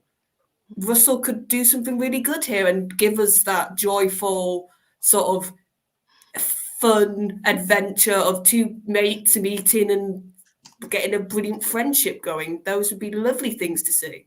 And I honestly do hope he does that, because I think that would really do well for the show in general, and it will get people back, like you said, Dan. SK Props reminds us that the media do like to stir the pot there. She's watching on YouTube. Lord Thoth speculates that he's trying to wind people up. I think he's trying to be provocative, and I think he's and that's a very when somebody's trying to deliberately be provocative, it can work.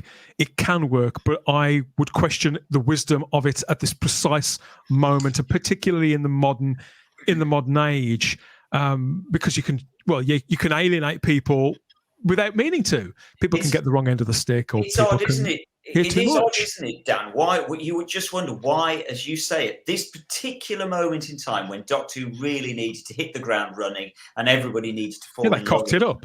Yeah, why would you risk that by just with the few, and there are only a few agenda, woke, whatever word you want to use, references in these last 3 episodes, but there are enough. So why would you risk that if you were a good showrunner? Exactly. It's enough just to hit that scar tissue. Yeah. Why do it? Just don't take the risk. He just can't help himself now. Cliff Maxwell in the live chat here says that nobody sees Doctor Who as hard sci-fi. Full stop. Oh, they do, Cliff. There's a lot of people, particularly people who read a lot. I think not only see the ideal Doctor Who as hard as sci-fi, far more grown up, and really want it to be that way. People who, because I don't really read, certainly not literature. I read graphic novels and things like that. The people who read sort of Arthur C. Clarke, Asimov, that kind of sci-fi, and newer writers do hunger for Doctor Who to be more hard sci-fi, and will often look back at stories like Terminus and Warrior's Gate and all that kind of thing as their ideal Doctor Who. And every time it goes harder, it's like more of that. So no, I with respect, Cliff, I know that you're wrong about that. It's no greater percentage of the fandom who like that than feel the other way about fantasy or comedy or even the more kind of the character-based stuff. But it's a big part, a big chunk of the fandom do feel that way about the show. The church on Ruby Road is on. It's on Christmas Day. It's back there on Christmas Day. That's when we'll get a proper look at Ncuti Gatwa in action. I'll be delighted to see Anita Dobson there in particular. Not been on TV much in the last 20 or 30 years, Ian, but a real sort of. I wouldn't say a national treasure. She's not that kind of person, but she's a nice character actress who's done some great work in the past and was one of the most famous people in the country for a good 5 or 6 years, wasn't she? Albeit lots of years ago. I think she's done some brilliant acting. I'm trying to think what she was in recently, 2 or 3 years ago, and she was literally unrecognisable. And I was just blown away. It was just some of the best acting I've seen on TV. Well, so I'm really looking forward to this. Well, some actors they hit a peak, don't they? And then for some reason they either get married or something happens in their life and they disappear for a long time. Then they come back as an older person, and then they restart their career again as because they get cast obviously at different things because of their age. So Anita Dobson's doing that, and I won't be surprised if I see her in more dramas in the future because obviously now they're going to cast her as someone of age, so and she's a good. I think she's a good actress. Fabulous. Oh, she's wonderful. Why couldn't Brian May have done a song instead of the Goblin? Yeah, why indeed? Hey, maybe. Once connections are made, you never know. So that's the 15th Doctor in action there on Christmas Day, a first full adventure.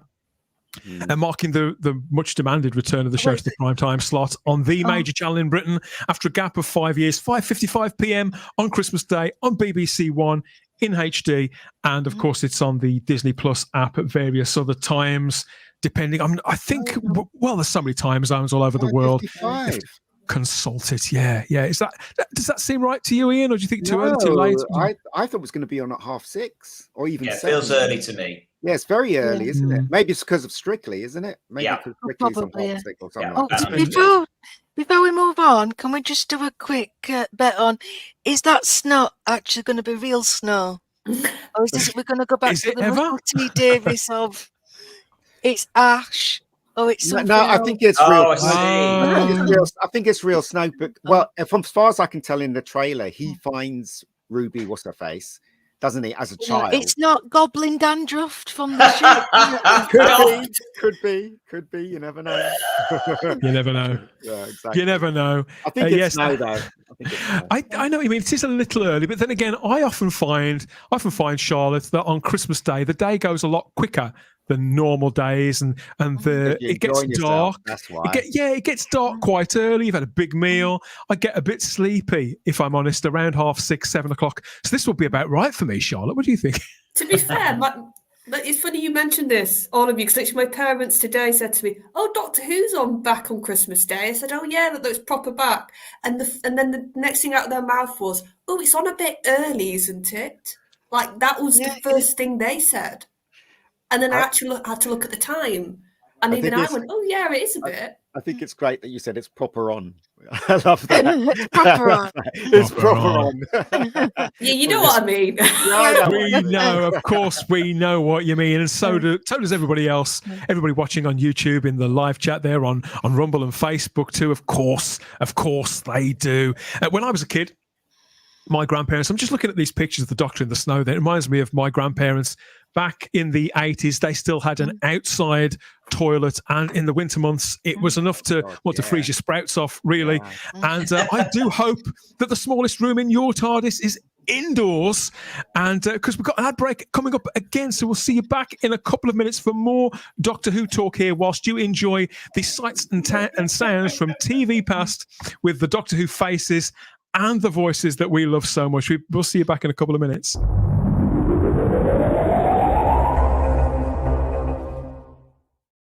Right, babe. Christmas. What about this beaded bag for my mum? And a PlayStation for your brother? Yep. Popcorn maker for little Hannah? Ooh, look. A flamethrower for Katie and Matt's baby. Terrific. More arsenic, sweetheart. Great. So, while I've been sorting out the Christmas shopping, what have you been up to? I've got most of mine done at Boots too. Wellbeing.com. Oh. Are you sure about the flamethrower for the baby? Does it come in pink?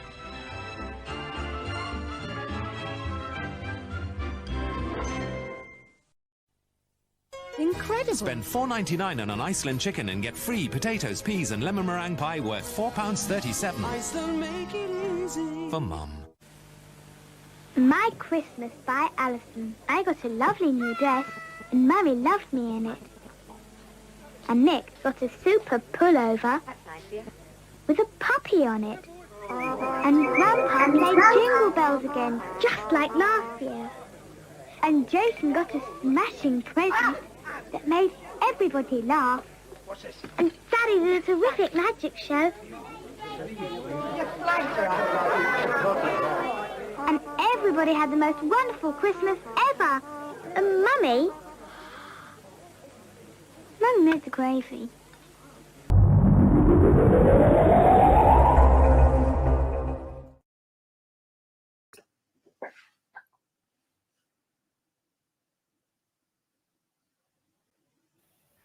Yes, welcome back to Type 40 Live, a live-streamed Doctor Who Christmas party here for 2023, where we're clocking all the fixed and not-so-fixed points in the whole Whoniverse, both on and off-screen, with a generous top-off of festive cheer before we spin off out into space and time in our capsules for the festive period. We're doing it all in front of a live chat full of friends, fans and companions just like you there on Rumble, YouTube and Facebook.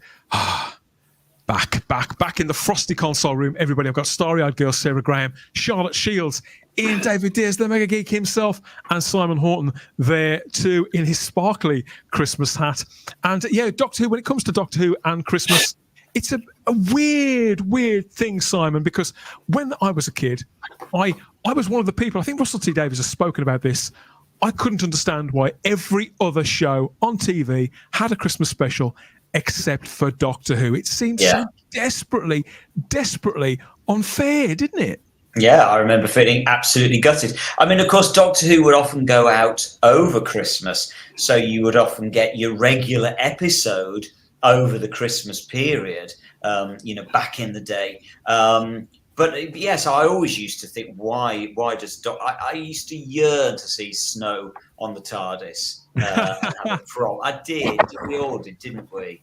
So in the heyday of the noughties, when you'd see David Tennant riding across the Idens, Sarah, in between all the other programmes, never mind leading up to Doctor Who itself, it was almost like living in a parallel universe. It was very difficult to get used to. But I think whether you grew up in the 20th or the 21st century, our experiences and our most treasured memories connected with Doctor Who at this time are going to be naturally very, very different.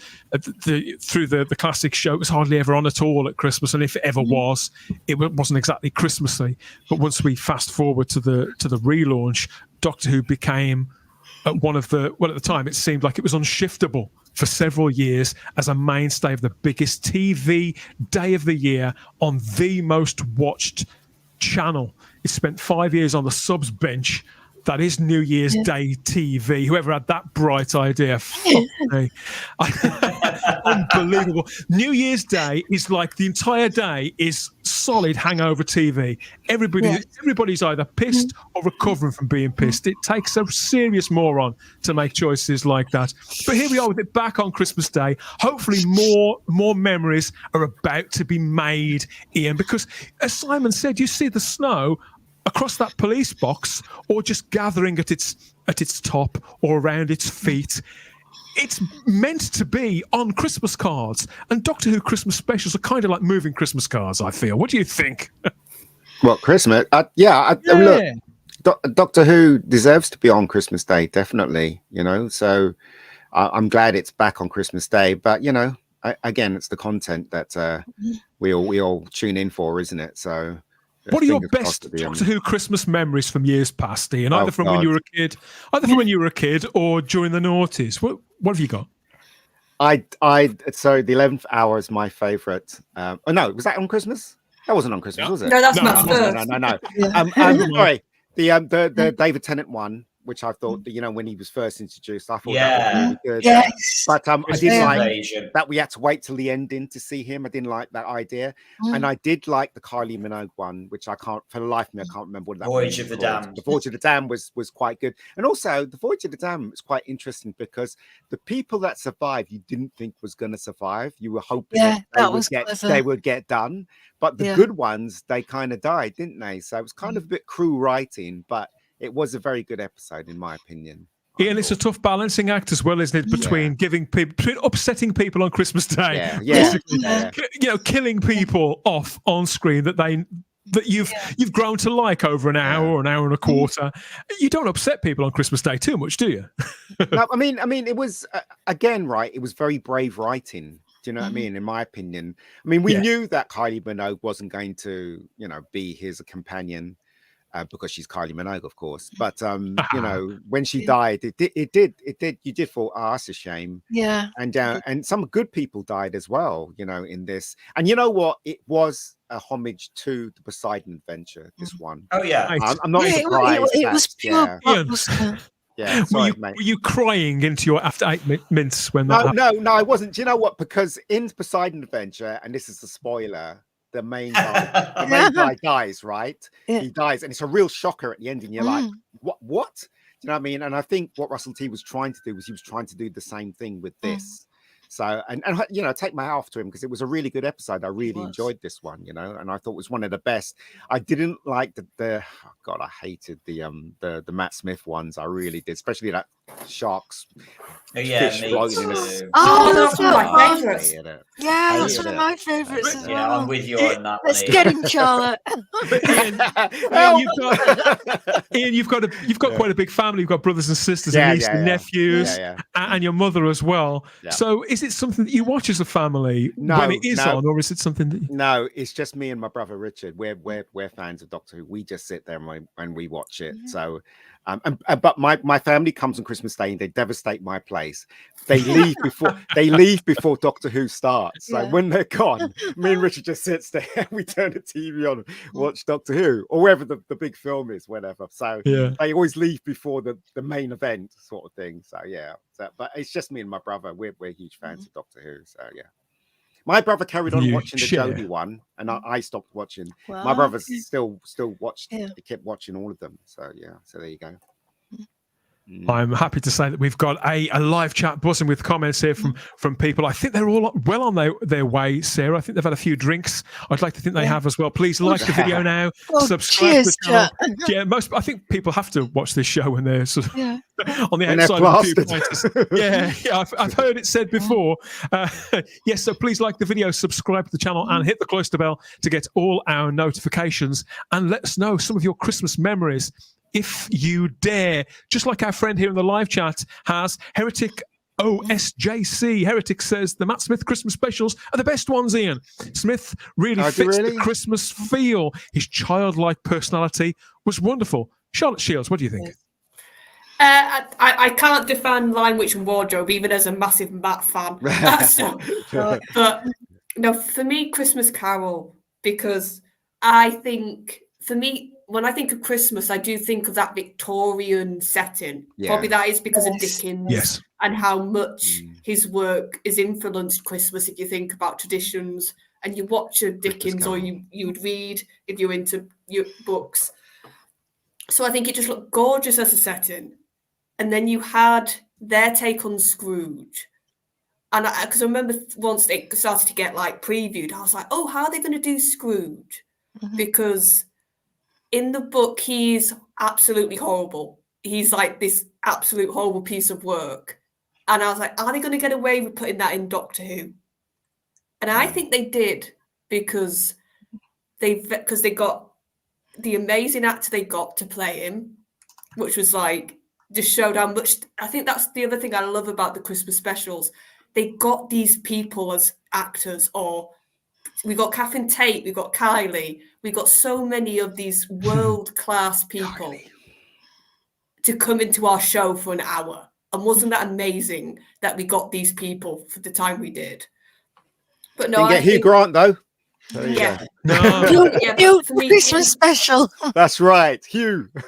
Never mind the lack of hard sci-fi. The lack of Hugh Grant, Charlotte, is impossible to defend. But for me, the Christmas Carol worked because, like I said, it's set up as him being horrible, like the Scrooge we know. But you very cleverly, Moffat weaved in the childhood stuff and his father. And like somebody said, I think that Matt was the perfect Doctor to have for him, because Matt's Doctor did have this affinity with children. He did have that affinity with sort of when everything looked down, and how Matt's Doctor could cheer you up, could pick you up. And I think that was one of his traits. So to have that with the child, and to have him have that growing up in the TARDIS and having adventures, and then realizing, God, but I turn out to be this horrible man. And him realizing that scene when he takes him back, not knowing, and he actually sees himself in the future, and he almost hits him, and you could tell he's seen his dad. He's seen he's going to become his dad. So, and I think that's what also Christmas needs to do with these specials. It needs to be whimsical. It needs to be fun. It needs to be Christmas, but it has to talk to something. It has to have a truth to it. And I think Doctor Who works best when underneath all the silliness and the sort of fun, you actually have, here's a real truth and something that's actually can be hard hitting when it's done right. Yeah, it's such a powerful message. Can I just quickly defend the Doctor, the Widow and the Wardrobe? Because I will admit, it is not the best Christmas special, but I've really grown to like it over the years. I didn't really think much of it on broadcast, but you see Matt Smith's journey, and as Charlotte so beautifully said, he's very much the child. in A Christmas Carol. In this one, is the parent, and he completely understands what Madge is going through and what he does to them kids. And I know they're not the best actors in the world, but what he does to them kids, you know, to cheer them up. Yeah. And you know, the old message of, you know, the dad coming home. It's just, again, it's another kind of hard hitting thing. And especially at the moment, you know, when I think of people like in the military, you know, people working overseas, all you want is your parent. Sarah, do you think home at Christmas? Do you think it's important for a mainstream show like Doctor Who, particularly on Christmas Day, but anywhere near the Christmas period, to you know, and what Ian said was right. You know, I love that about Voyage of the Damned In. You know, yes. And I love that it did that, and that it did kill off a character that we'd come to sort of love. Yeah. And I'd forgotten about that. All that sort of stuff. I love that, but it also has a duty not just to entertain, but also to kind of promote. It can't be seen to promote Christian values as such, because Doctor Who, it's not that kind of show, but to promote and to endorse family values. Yeah, happiness. And also, I think, well, family it's like values and indigenous British culture as well.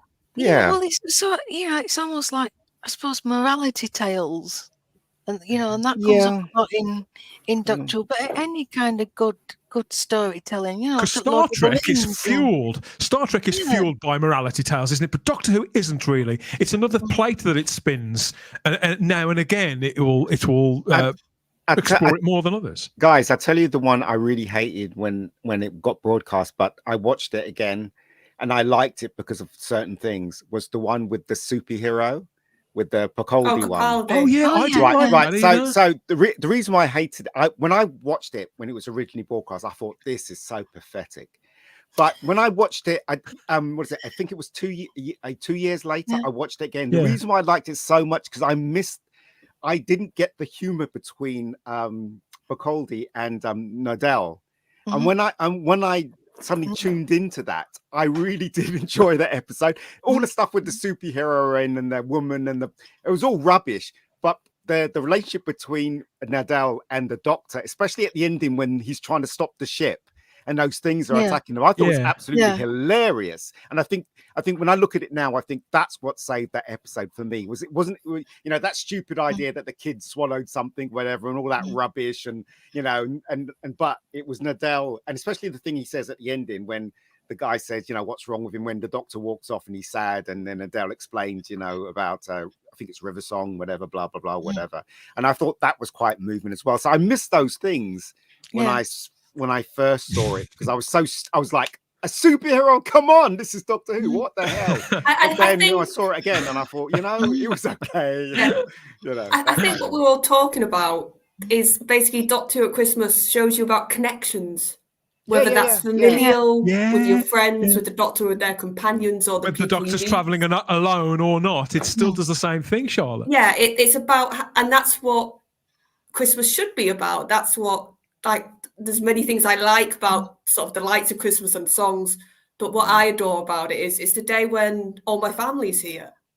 We don't do that every day because we're all scattered a bit now. It's a day when we can all sit and have that meal. Yeah. And I think Doctor Who should speak to that it's showing you that that's what you should be thinking about over Christmas, whether that's friendships or family. And that's what I think it works, because usually these specials, they're not part of the wider story of the series, and I never think they should be. They should always be self-contained. Yeah. They are. And because they're self-contained, I think they can really focus on things like connections, sort of emotional. Because more often than not as well, Charlotte, is these are kind of shop windows as well for Doctor Who, for people who wouldn't normally watch it in a pink fit, or for people who used to watch it when they were kids, and they may take a look now. Who's playing it now? Oh, I can't remember when I last saw this.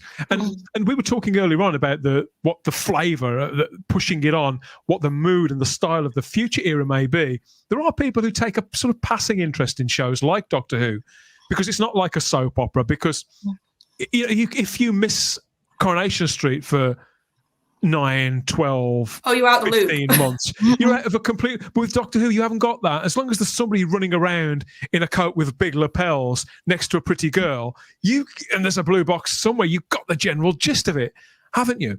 Yeah. Go on. Like, it's like you said, it's that window shop. It's that you can look at it without watching the series with that baggage. Yeah. And usually it's also the start of a Doctor, which is lovely to see. More often than not, lately it has been. I'm just looking at this comment from Daryl Joyce in the live chat, Simon, and he says the Ribos operation is my Christmas story. I don't care that it went out in September. But there's all the snow. You know, the geezers, a lot of them are wearing hats just like ours, aren't they? Well, you see, it's very bizarre for me listening to you talking about all these Christmas specials, and as you said, Dan, we didn't get them in our day. But bizarrely, one of my very best Christmas memories, you're going to love this one, was when they repeated the Robots of Death over New Year 1977. They did as 2 double-length episodes, one on New Year's Eve and one on New Year's Day. That was when you could put decent stuff on New Year's Day, Dan, don't worry. And and they did the Robots of Death. And I just remember at that point in 1977, I was 9, coming up to 8. And Doctor Who was just huge. You know, it was taking over my life at that point. And so to go through the Christmas Radio Times and see the Robots of Death, one of my all-time favourite stories, even back then, being repeated. There we go. It's not a million miles off that one, Dan. Oh, look at that cover. Do you know what? Do you know what, Simon? Right. When I watched that recently, the Robots of Death. Yeah. And do you know what? When I was watching, I was thinking, oh God, why can't they just remake this? You know, I've been saying that the sets better. I've been saying that since 2005. Just remake the Robots. Can't they just remake it? That's definitely one of my big Christmas memories. I just remember the Christmas tree lights being on over New Year. What? And also, I was talking to a friend about Robots of Death a couple of days ago, and he was going, "Oh yeah, but you know, it was a bit sexist, weren't it? You know, with Leela and stuff like that." And I was saying, is that the only thing you remember Leela for? Is that what she was wearing? She was more than that, right? She protected the Doctor. She was the muscle. She slapped women when they were becoming, you know. I love that. I'm saying she was more. The only thing you can come up with is what she was wearing. She was more than the outfit. You were not watching the show properly, were you? Do you know what I mean? And that just annoys me. She really was. What we're looking at on screen is the front cover of the 1971 edition of the Radio Times with the 2 Ronnies there, and it only cost 10p. I was looking at the latest edition. Wow. You know how much this year's is, Ian? You know how much this year's is? No, is it £5? £10? £5.50 for the Christmas Radio Times. But this issue, the Doctor Who content in it that year was this, believe it or not, an omnibus repeat of Demons, which is the perfect cue to bring on our extra panelist here. I said we may have people materializing, and we have one right now. I'm happy to welcome back to Type 40 Live our Doctor on call, the Mike Yarwood of the Matrix. I think that's a horrible thing to say about someone. It's not going to come on now after that. Yeah, exactly. He's gone. Who else could it be? It's Mr. Stephen Noonan, everybody. Happy Christmas, Stephen. How much sherry have you had, Jack? Can you hear me? Yes. Welcome. Mr. Not only did he nearly get my name wrong there, earlier on when he was name checking all the people that he wanted to thank for being on time, you didn't mention me at all. I know you said you were coming on. Well, I could thank you in person. Anyway, I've got my copy of this year's Radio Times. It's gone up now. It's gone up from 10p to 20p. I'm delighted to see that the day after Boxing Day, we've got a repeat of Genesis of the Daleks. Fantastic. 3 o'clock. I've no idea who that character is in the wheelchair, though. I'm sure there isn't a character in a wheelchair. No, that can't be right, mate. Can't be right. Must be a misprint. I know. And I'm also planning my holiday this year because on page 28, there are holidays for 1976 to the Soviet Union. Fantastic. Visits to Moscow, Leningrad, and Kiev from £120. I must say, Stephen, I love your background. You got the doctors there on the left. You got your tree. You got a piano. Jeez, one of the reasons something to drink. I could play. There's a little. Hang on a minute. Just a minute. I'm sorry, I mentioned it now. There's a topical little arpeggio. I one of the reasons I'm late, I went down to Tesco's to buy that Christmas tree and that tinsel. Because I'm not the most Christmassy person in the world. Are you really? No. That surprises me, mate. Christmas is for children, but you know, back in so. Look at that. It's for big kids. No, it's as well. Look at that. Well, we never grew up, did we? Who was it? Exactly. Who was it who said, "I'm immaturing gracefully"? That isn't that a beautiful cover? 1975. It is. Yeah, it's absolutely stunning. Yeah. Is that when they had the little Robin as the ident for the BBC? On the globe going. Yeah, I think it could well have been. We'd have to find the ident. They did have special Christmassy globes, didn't they, going round and round? Yeah. And I too, of course, remember that 1977 repeat of The Robots of Death, which was New Year's Eve. New Year's Day. There was a photo. I'm shame I haven't got a photo. Yeah, there's a photo. There's a little photo of The Robots of Death. On the other page is a photo of a DJ that we're not allowed to talk about because a certain program was early on in the day. God, narrow it down. There's about 12 of them. Also, well, the one that they recently made a film about. It was a Christmas that had just come after the Sunmakers, but unfortunately, and also we were about to have the first episode of Blake 7, I think, about a week later. 78 then, yeah. Unfortunately, we were also about to have episode 1 of Underworld, which wasn't the greatest news for Doctor. But the other thing, but it's interesting, Stephen, that you mentioned their Genesis of the Daleks, because that's my other big Doctor Who memory, is having the Genesis of the Daleks LP. 79. Christmas 1979. That was what I woke up to on Christmas morning in 1979, was the Genesis of the Daleks LP, and that genuinely was like all your Christmases had come at once. And then you listened to it and you said, I don't like this story very much. Sorry. No, it's not. Look, I don't dislike it. I just don't think it's the best. Well, I'm sorry, Simon. I started that. While we're on Radio Timeses, this is the 1984. I remember that. January 1984, which is extraordinary. It says, you know the book, now watch the year arrive. What was the Doctor Who story that began that week? That week? Come on, Warriors Doctor of the Who. Deep. Yes. Warriors of the Deep. Trust Simon to get that. I know Kelly Lynch. I know Kelly Lynch has watched Warriors of the Deep last week and enjoyed it. Hello, Kelly, if you're still there. Delighted you enjoyed Warriors. Because that you're right. That reminds me of Christmas. Warriors of the Deep, because it started straight after Oh, that's a conversation we've got to have, Kelly. I'm so sorry, I'm going to have to go. Charlotte. Charlotte. Oh no! Charlotte, thank you so much for your company. All Type 40 Live. What I was watching earlier on, and to get me to Christmas, I was watching you mentioned Mike Yarwood. I was watching I was watching a Dick Emery Christmas, and I wanted to say to Charlotte, as the interviewer used to say on the Dick Emery show, here's a charming young lady, but unfortunately, Merry Christmas, Charlotte. Thank you for everything you've done for Type 40 and Type 40 Live over the last 12 months. Have a fabulous Christmas. We'll speak to you soon. Night. Love to all your family as well. Night. Bye-bye. Bye-bye.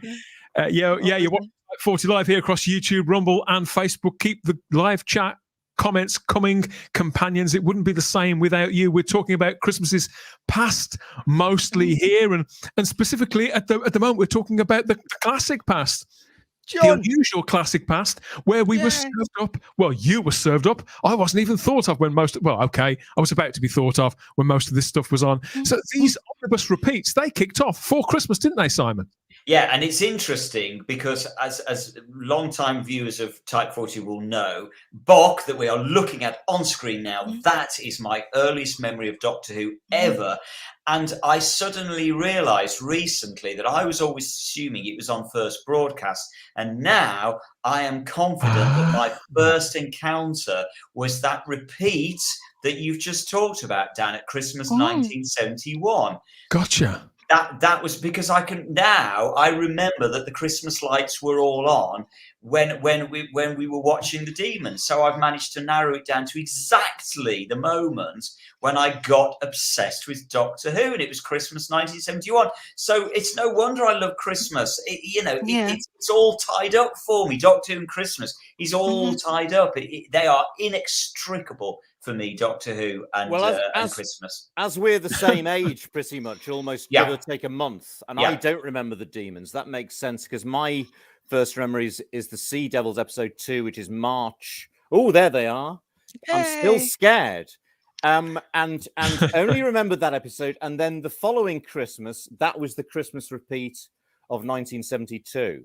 And David Williams, the little boy around the corner, I remember a vivid memory. He came and he rang on the doorbell, and he looked exactly like Alan Bennett, the playwright, David, and he talked like him as well. And he said, "You know, Doctor Who's on this afternoon, don't you?"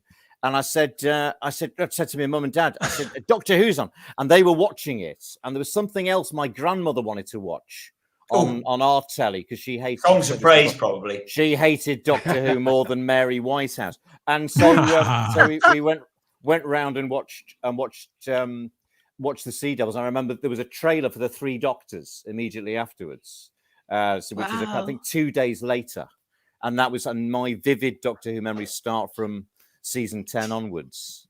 So, from my point of view, Stephen, I can't think of anything less Christmassy to watch than the Sea Devils or the Green Death, which also was aired in an omnibus form over Christmas, wasn't it? But kids at that time, you lapped it up, I gather.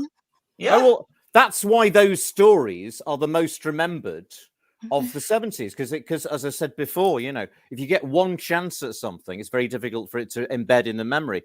But the Sea Devils is most remembered. It was repeated twice. The Green Death is remembered. Planet of the Spiders was the Christmas repeat. Robots of Death. Robots of Death. Genesis of the Daleks is that Christmas repeat. Those are omnibuses. And of course, Pyramids of Mars and Brain of Morbius had omnibus repeats the 2 weeks after Deadly Assassin was on. That Christmas 76. So which was impossibly exciting suddenly on Saturday night, the two following Saturdays. But very un-Christmassy, and it didn't. You're right, Dan, but it didn't bother us at the time. It's saying who would put the Robots of Death on as the Christmas special for New Year? That's why Daryl's comment. That's why Daryl's comment earlier on really sort of struck me, because I thought, well, why would he? Because it doesn't even have to be aired at Christmas time. It's if something when the nights are drawing in, though, just as you said, you've said several times. Yeah. We didn't have. There weren't. What story would be be to show at Christmas? There wasn't one. Maybe Talons of Weng Chiang because of the Victorian Gothic sort of flavour. There's something maybe a little bit Dickensian about. But aside from that, So I always view The Unquiet Dead as a Christmas special. And and that was that March. It's set at Christmas, isn't it? It's snowing, isn't it? Yeah. I do too. Yeah. In fact, I think it's probably better than a lot of the things that actually were shown on Christmas Day. Well, it's certainly more to my taste. I really love that episode. It's a great one. And of course, the other thing that we've got to say, we haven't mentioned yet, and Dan, please, we just have to say a quick mention for K9 and Company. You said we didn't get a Doctor Who special. We did get a Doctor Who special in 1981. We did. And boy, did it feel special. K9 and Company felt like off the scale. I always forget it. I agree with every time you tell me this, and you're absolutely right. I still always forget that it was on at that time of year. And yet I watched it. I don't know why. I just always forget it. Yeah, 28th December 1981. Sorry, Sarah. Yeah, I've never seen it. I think we you've need never to do seen it. Sarah, you've got to watch it. I know. We'll have to do a commentary on it, won't we? Oh, you have to watch. It was on Christmas. It was on a few days before Castrovalva started. Yeah, correct. And it was made in the same production block as Black Orchid. In fact, Terence Dudley directed. Terence Dudley, yeah. That's right. Directed it. And that's right. And he wrote Black Orchid, didn't he? Because Ron Jones. But the thing was, in the northwest of England, Dudley wrote it. Sorry, Terence Dudley wrote it. John Black directed it. That's right. Who'd just done Keeper of Traken, about to do Court of Doomsday. But the tragic thing in the northwest of England was, I don't know, the Winter Hill transmitter or something went down. Yeah, that's correct. And so we could get BBC Wales if you manipulated our little portable up in the spare bedroom with a fucking coat. Sorry, it's Christmas. A coat hanger with a flipping coat hanger. You could get a really sort of misty, badly sort of received BBC Wales. Loads of people missed it. So I heard K9 and Company through mist. And my only real indelible memory of it is I thought, is that possibly the worst theme tune I've ever heard? But of course, probably. And so, but then it was repeated. Was it repeated the next Christmas? The following Christmas, it was repeated. Because it was repeated. To see Elizabeth Sladen again. Oh, it was magical. Sarah, go on. Sorry, go on, Stephen. Okay, I was just going to say, let's not forget that tomorrow is the anniversary of episode 1 of The Time Warrior. Yeah. 50 years since the first Elizabeth Sladen story and the first I always forget that was so close as well. CTC's in the live chat here on YouTube, Simon, and says this may make you sick. We're just talking about the early 80s and the early 70s. But for CTC, he thinks that the next Doctor, that was the 2008 Christmas special, might be my first memory. Possibly. Not sure though. God, how are you? You're so young. How old are you? I hate you. I hate you. What a brilliant memory! I love that episode. Again, I think it's the Dickensian, Victorian, and I love David Morrissey. That was the first. That was the first story. Is that 2008? Yeah, that's right. That's everybody thought he was going to be the next Doctor, didn't they? Yeah, they did foolishly. That was the first story. My son was alive, so because he was born in on the 21st of December, so he was born 3 days before that. Can I just say? Go on, sorry, carry on, Dan. Well, in 2009, the following year, David Tennant, didn't they tot it up? And what with the specials, repeats of previous specials, idents in between everything else, and guest appearances on other shows, David Tennant was on television about 200 times over the Christmas period. He practically became Father Christmas. And obviously his first ever appearance was in the Christmas Invasion. They're fighting the Sycorax, in my view, of fantastic special, one of my very, very favourites, and that entire time was again a fantastic time to be a Doctor Who fan. It got the cover of the Radio Times that year as well. Christmas cover. We're talking about Christmas covers now aren't a big deal. They really were. Certainly in 2005, 2006. Sarah. You know, I've got a story about a robot to death, right? I'll just tell you this. My dad used to fix TVs, right? And then there was robots that was being repeated, so I wanted to see it. So he put a TV in my bedroom, and the sound wasn't working, right? And I was so upset. And Dad said, "Why are you watching Doctor Who?" And I said, "Because the sound's not working." So he said, "I'll fix it for you." And he got another TV in that didn't have a picture, but it had the sound. So he put the TV next to it and put that on. So I got to hear through another TV. But yeah, I mean, that to me, I always remember Robots of Death because of that. That's dedication. So it was a black and white TV that didn't have a picture, and it was a color one that had the picture. So brilliant. So there you go. So I thought I'd just was that the Christmas showing or the original production? I can't remember, but all I remember is that. I remember. We'll go with it was the Christmas one. It was the Christmas probably was, one. yeah. Probably. Tom Baker lighting up your Christmas, of course. You make me feel like dancing. There we go. I always know. That's what's going to be in the jukebox on Christmas Day.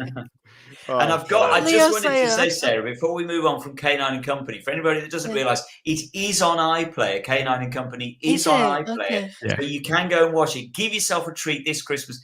It's so Christmassy.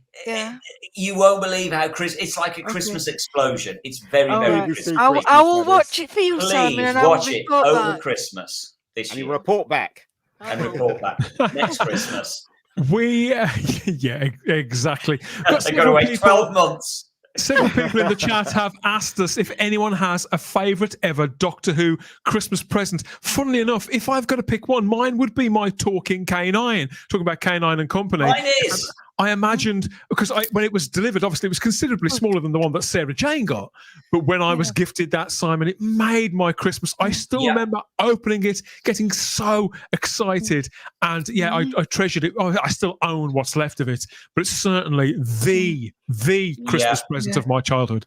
I would echo that as well. I had a talking canine the one Christmas. The year before that, I had the TARDIS. I had the Dennis Fisher TARDIS and the Robot of Death, and that was just incredible as well to get those, because you got to kind of remember back to a time when that stuff didn't really exist. That there was so little merchandise. So to actually have some Doctor Who merchandise at Christmas was just a huge rarity. And so it's just brilliant to get something Doctor Who at Christmas, apart from just the annual, which is done as my favourite was in 2005 when they brought out Series 1 in that big TARDIS that opened up. I remember that. And I was because I loved that series so much, and also because there wasn't a lot of merch then, it kind of exploded after.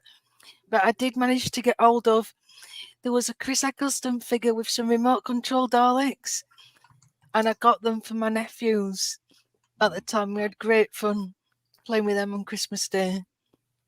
So that's always a lovely memory that I've got. And then they got rid of them as they got older. I'm like, give them back to me, Alan. Paul Shawnee says, I'm feeling very old. Join the club. Fly Highland Ian says, I'm ashamed of the fact that I've had Canine and Company on DVD since 2006 and I've never watched it. Sort that out, Fly Highland. It's an extra Christmas special. It is. Darren in the Darren Zone, Darren Apken says he had a Dalek playsuit when he was 6 years old. Wow. All the way back in 1975. I've never even seen one of those in real life, Stephen. They were still making them in 75. That's right. No, they weren't. That must have been, it must have been a second-hand one or something. 75 is the first sort of Doctor Who Christmas present memory I got because I discovered the novelizations in 75, and I wrote that, so I knew all the ones that I hadn't got, and so I got I got about 10 for Christmas. One of them being I've got them all, but this is one I remember reading, pretty much after Christmas Day, Planet of the Spiders, and that was the Christmas that this came out, almost impossibly exciting. The Doctor Who monster book. Which, although now it looks so extraordinarily dated. Rubbish. It's wonderful, but it's black and white. Which of course would be sort of. It's all written by Terence Dix, and there were so few photographs. Few photographs available in those days. It was just pure magic to read this, pages coming out, and to draw, to copy pictures from it. That was magical Christmas. Obviously, the annuals were a mainstay of most children's stocking, far too wide to fit in a stocking, Ian, but we always say that anyway, don't we? They're kind of, annuals are sort of stocking fillers, the kind of things you buy for other people's kids. If you think, well, I've heard that they like Daffy Duck, Dukes of Hazzard, Starsky and Hutch, Doctor Who, insert wherever.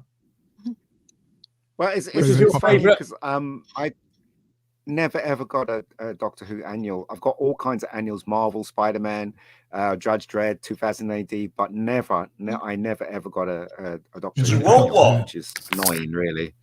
We'll buy you one. Nice. You can have a brand new one. You can get it for me for Christmas. Okay. Well, not the brand new one, no. CTC was gifted the gift of classic Doctor Who with the New Beginnings DVD box set, which had the Keep of Traken, Legopolis, and Castra Valva in it. Cinnamon Tuscan, I've just watched Keeper of Traken for the first time this week. I know that's unbelievable, Simon. I can see you. Go on. I loved it. I think it's absolutely brilliant, wonderful. It's great. I've been working my way through season 18, and I'm absolutely loving it. Love season 18. Well, I think that's the perfect. You have it on DVD, Sarah? Is it on DVD? You got it? No, I've been watching it on iPlayer. Yeah. Yeah, good for you. Oh, I see. I think. Well, I'm glad that you've got round to watching those, Sarah, and you're getting to see them all in order as well as they were intended to be viewed. And it's the perfect cue to mention this too, and to play this more appropriately. So yeah, although this is a happy show, this is a party. We couldn't possibly not live stream today after hearing this news without mentioning and giving a nod to this person. So check this out, everybody.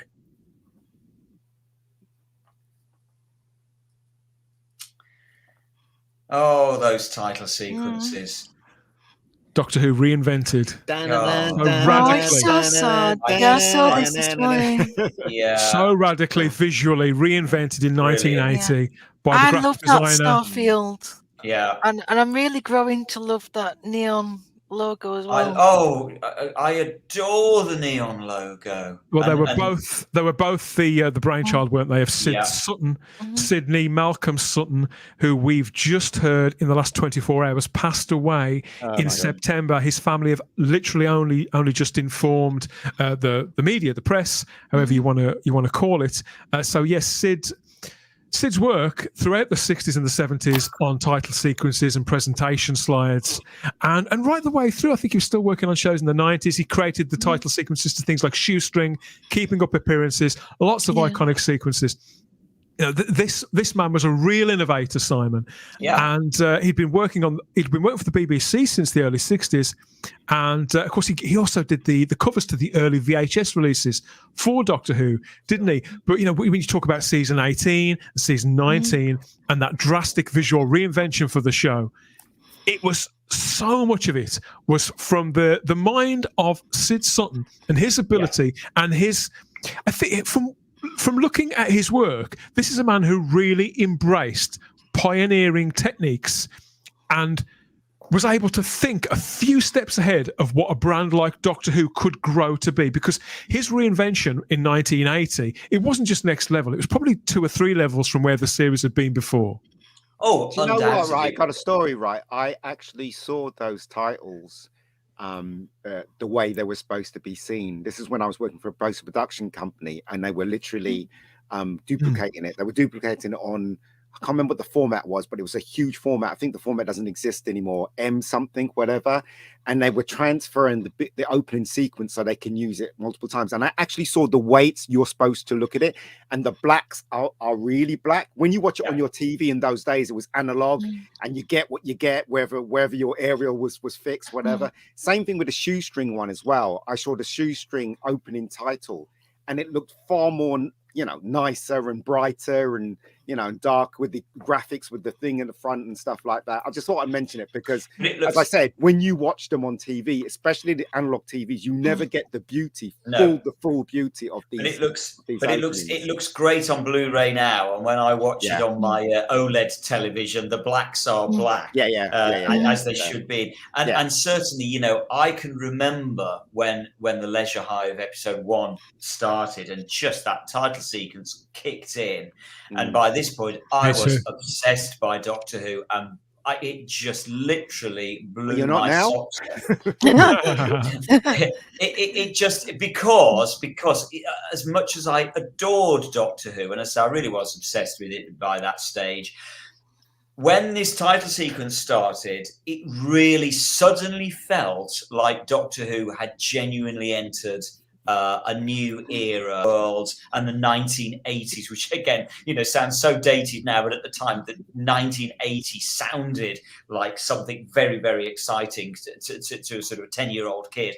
And so those title sequences just burst onto the screen, and the neon logo just literally explodes onto the screen in that huge flash of white. And bear in mind, this was the first time we'd seen the new logo. It's completely different now to what it was then. We had no idea there was going to be new music, new titles, new logo.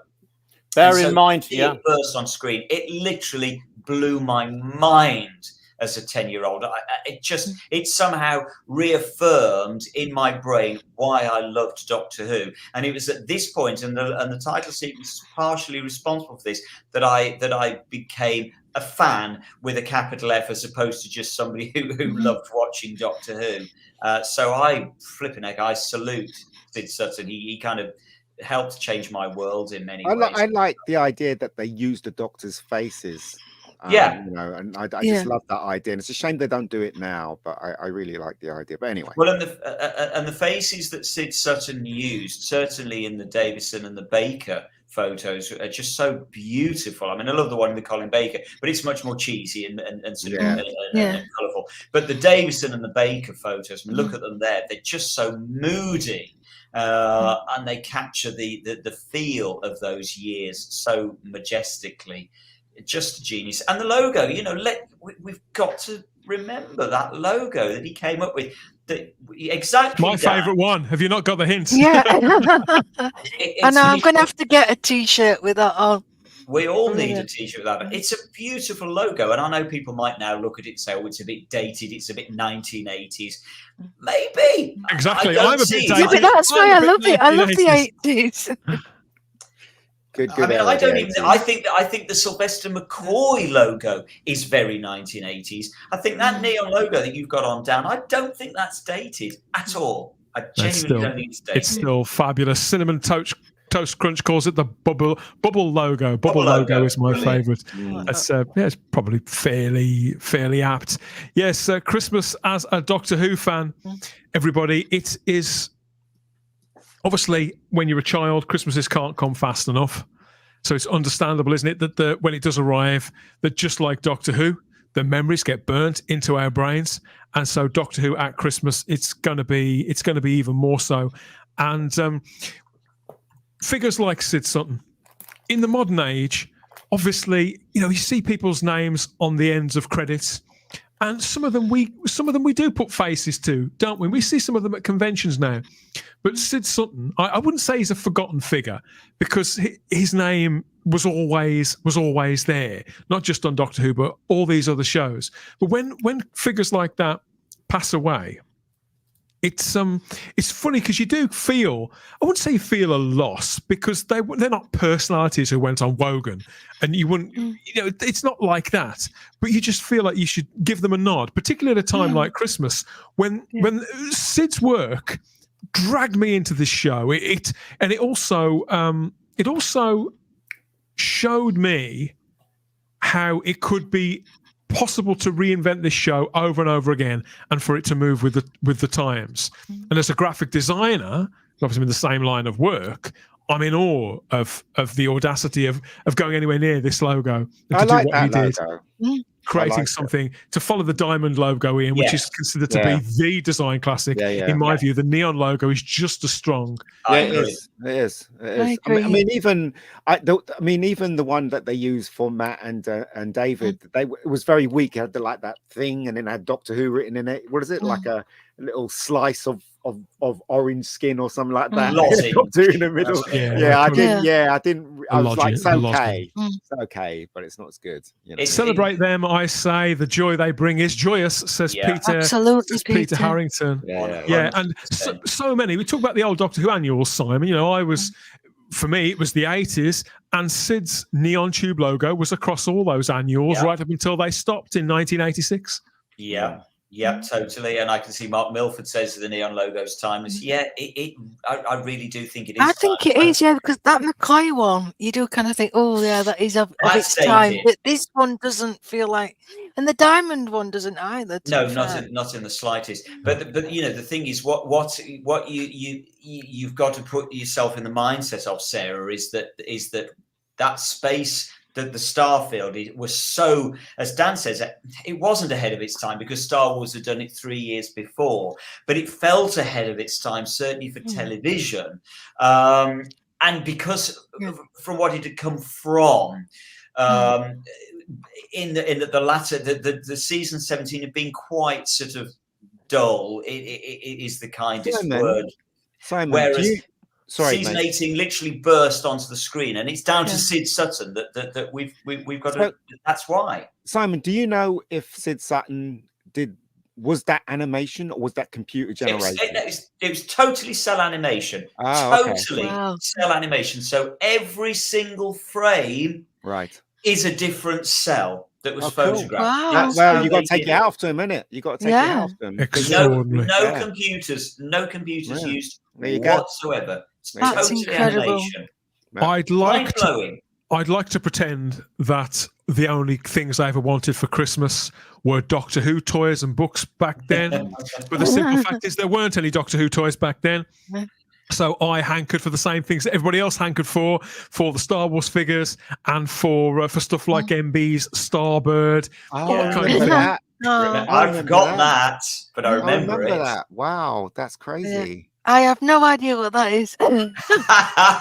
This was much coveted. They weren't necessarily that expensive, but I think they sold like hotcakes. And obviously at the time, anything connected with Star Wars, that really did fly off the shelves. My brother did have one of these at walkers, 80 walkers. My brother had all of them.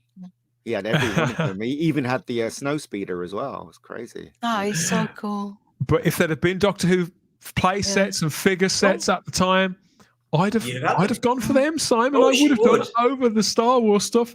I really would, because I was completely and utterly obsessed with it, captivated by it, however you want to describe it, and obviously still am to this day. Lots of people in the live chat here are reminiscing about the Matt Smith and David Tennant specials just as much as the old stuff and old presents. I'd bring out Jimbo as a toy. They should bring Jimbo. Yeah, they should do. I'll make you a Jimbo, Ian. Okay.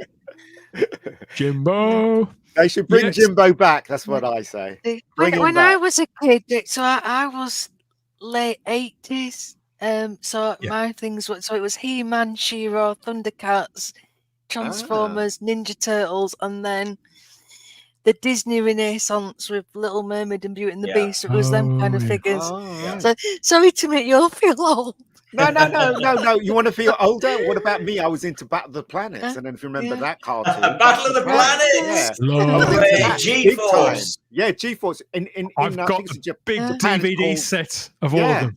Brilliant. In Japan, it's called Gacha Man. But over here, obviously, they changed it to Battle of the Planets. But they recently made a film. I discovered they recently made a film of it, a live action. A couple of years ago, maybe 4 or 5 years ago now. How come I didn't know about this? I was such a huge fan when I was a kid. So there you go. Never seen it. I've never seen the film myself. I saw the trailer recently, and I was like, they don't look anything like them. But obviously, toy shops were invaded by Doctor Who toys in 2007, 2008.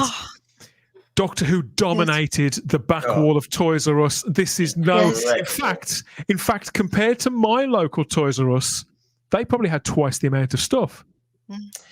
It was huge. You know what? It's a real shame that they designed the Cybermen like that, because I would have definitely gone for the old Cyberman as a toy. I just think these ones look like Iron Man. It worked with the kids. I mean, as I recall, I could be wrong, but as I recall, the voice-changing Cyberman helmets back at this time, big sellers, huge. I think it was one of the I had that. I bought it in inverted commas from a nephew. A couple of days ago, I was in Forbidden Planet. Actually, yesterday I was in Forbidden Planet, and I was really upset that the wall for Doctor Who was even smaller than when me and Shah visited before. We had a couple of posters of Ncuti and a couple of Doctors. They had that 3 set that Sarah's trying to give away from the Jodie Doctor there, but they didn't have much on the new stuff. Maybe new stuff is coming in the new year, but I was kind of but as I say, as Dan says, that Christmas was that 2008. Did you say, Dan? This it's amazing, phenomenal. Absolutely massive, and my kids were just at the right age when all this was kicking off as well. So I used to buy stuff for myself. I won't pretend I did, but I could buy multiples of stuff. And for my kids, it was absolutely brilliant. And I remember this really, really well. That lady on the right, like that lady on the right, is not paying attention to any of the Doctor Who stuff. She's looking for wrapping up paper. She didn't give a shot toss about Doctor Who stuff. So there you go. But I remember this. I remember there used to be a store down my way. It wasn't called Toys R Us. It was something else. Yeah, and most of the store was dominated by Doctor Who merch. So merchandise. I'm not going to say merch like Charlotte. Merchandise. It was pretty. It's a sight to behold, wasn't it? Right across. Oh, incredible! Oh, crazy. So yeah, it was at the top. It was, yeah. I mean, I wish I could, like I say, I wish I could say Doctor Who was always at the top of my Christmas list. It wasn't simply because there wasn't enough of it, but I did always have the annuals. I always had Andrew Skilleter's calendar. I always, if something was out, I'd want it. I wanted the Doctor Who Bubble Bath set with the Sylvester McCoy logo on it. If something had Doctor Who on it, I really, really wanted it. And I'm envious. I am envious of the generation that came afterwards, Sarah, when the original specials were on from 2005 right the way through to 2017. But I did get to live it vicariously through my own kids. So I did have a kind of second, maybe even third childhood. I think I could be onto my fifth about now. I don't know. But it's fabulous to share these memories here with people in the live chat there on YouTube, Rumble, and on Facebook from lots of different generations, talking about Dalek play suits, or talking about being gifted at Cyberman voice changer helmets or Dalek Sec helmets. It's all going on here in the live chat at Type 40 Live. We can't thank you enough for all these comments. It's a proper privilege to be here sharing our fourth consecutive Christmas party edition of Type 40 Live. I know, it doesn't seem that long, does it? And by all means, please share this show and drop more comments and let us know what's on your Christmas list for when we return. We'll chat some more about gifts and whatnot, whatever else, no doubt, at various points as the show continues. Fly Highland says, I have my Cyberman voice changer helmet. It's in my room right now. We hang on to these things. Don't turn your back on it. These things. Don't turn your back on it. That's all I can say. Probably worth a fortune now. I don't know. Be careful. Yeah, keep eyes in the back of your head, mate. Eyes in the back of your head. Everybody knows, of course, that it's the thought that counts, and we'll absolutely be thinking of you all throughout the Christmas and New Year period. There's a couple of treats for the eyes and the ears on the way from us at Type 40 left for you to unwrap and enjoy. Just make sure you hit the cloister bell to get all the notifications about all of that, rather than listen to me banging on about it right now. Stephen Noonan has dematerialized. We're not entirely sure where he is, but hopefully he'll turn up. Maybe he'll turn up at some point. He's vanished. Yeah, maybe he's just gone for a top up. I don't know. Matthew Pounder says Woolworths was wall to wall with Doctor Who toys back in the 2000s. Yes, it was. Great days, Matthew. Still around in 2000? Woolworths? Yeah, I think it was in 2000. Yeah. When did they go? I can't remember when they got. That 2010. It was after the crash. It was after the 2008 crash. Oh, wow. 2009, maybe. Right. It was later than you think. Yeah, people remember the 12-inch, those big 12-inch Cybermen. Yeah, I've got several of those figures as well, and the big Daleks, all that stuff. I've got it all. I treasure the stuff that was my kids too. We've got it all in boxes when they're at university and out at work and living all over the country. But it's all there for them to. Maybe they'll be talking about it on podcasts in 20 years time. I don't know. We have jokes about talked about getting my kids on this show. Actually, they're pretty keen. Woolworths disappeared in Canada in the 90s. Laments Lord Thoth. We with you. We feel your pain. And now Wilco's gone as well. Now Wilco as well. Yeah, I know. And that was a follow-up. Right. It has. That's the thing. As the Christmases continue, we clock up another one. So do our memories. So the good and the slightly melancholy, as we remember the children we used to be and the things that have disappeared in the meantime, in between Christmases. Christmas without Wilco's, it would have seemed unimaginable 6 months ago, but there we are. B&M bargains, of course, they're still open, but the one by me never has the Doctor Who stuff, Sarah. So I always end up going in I'm a disappointed Christmas elf. Oh, I know.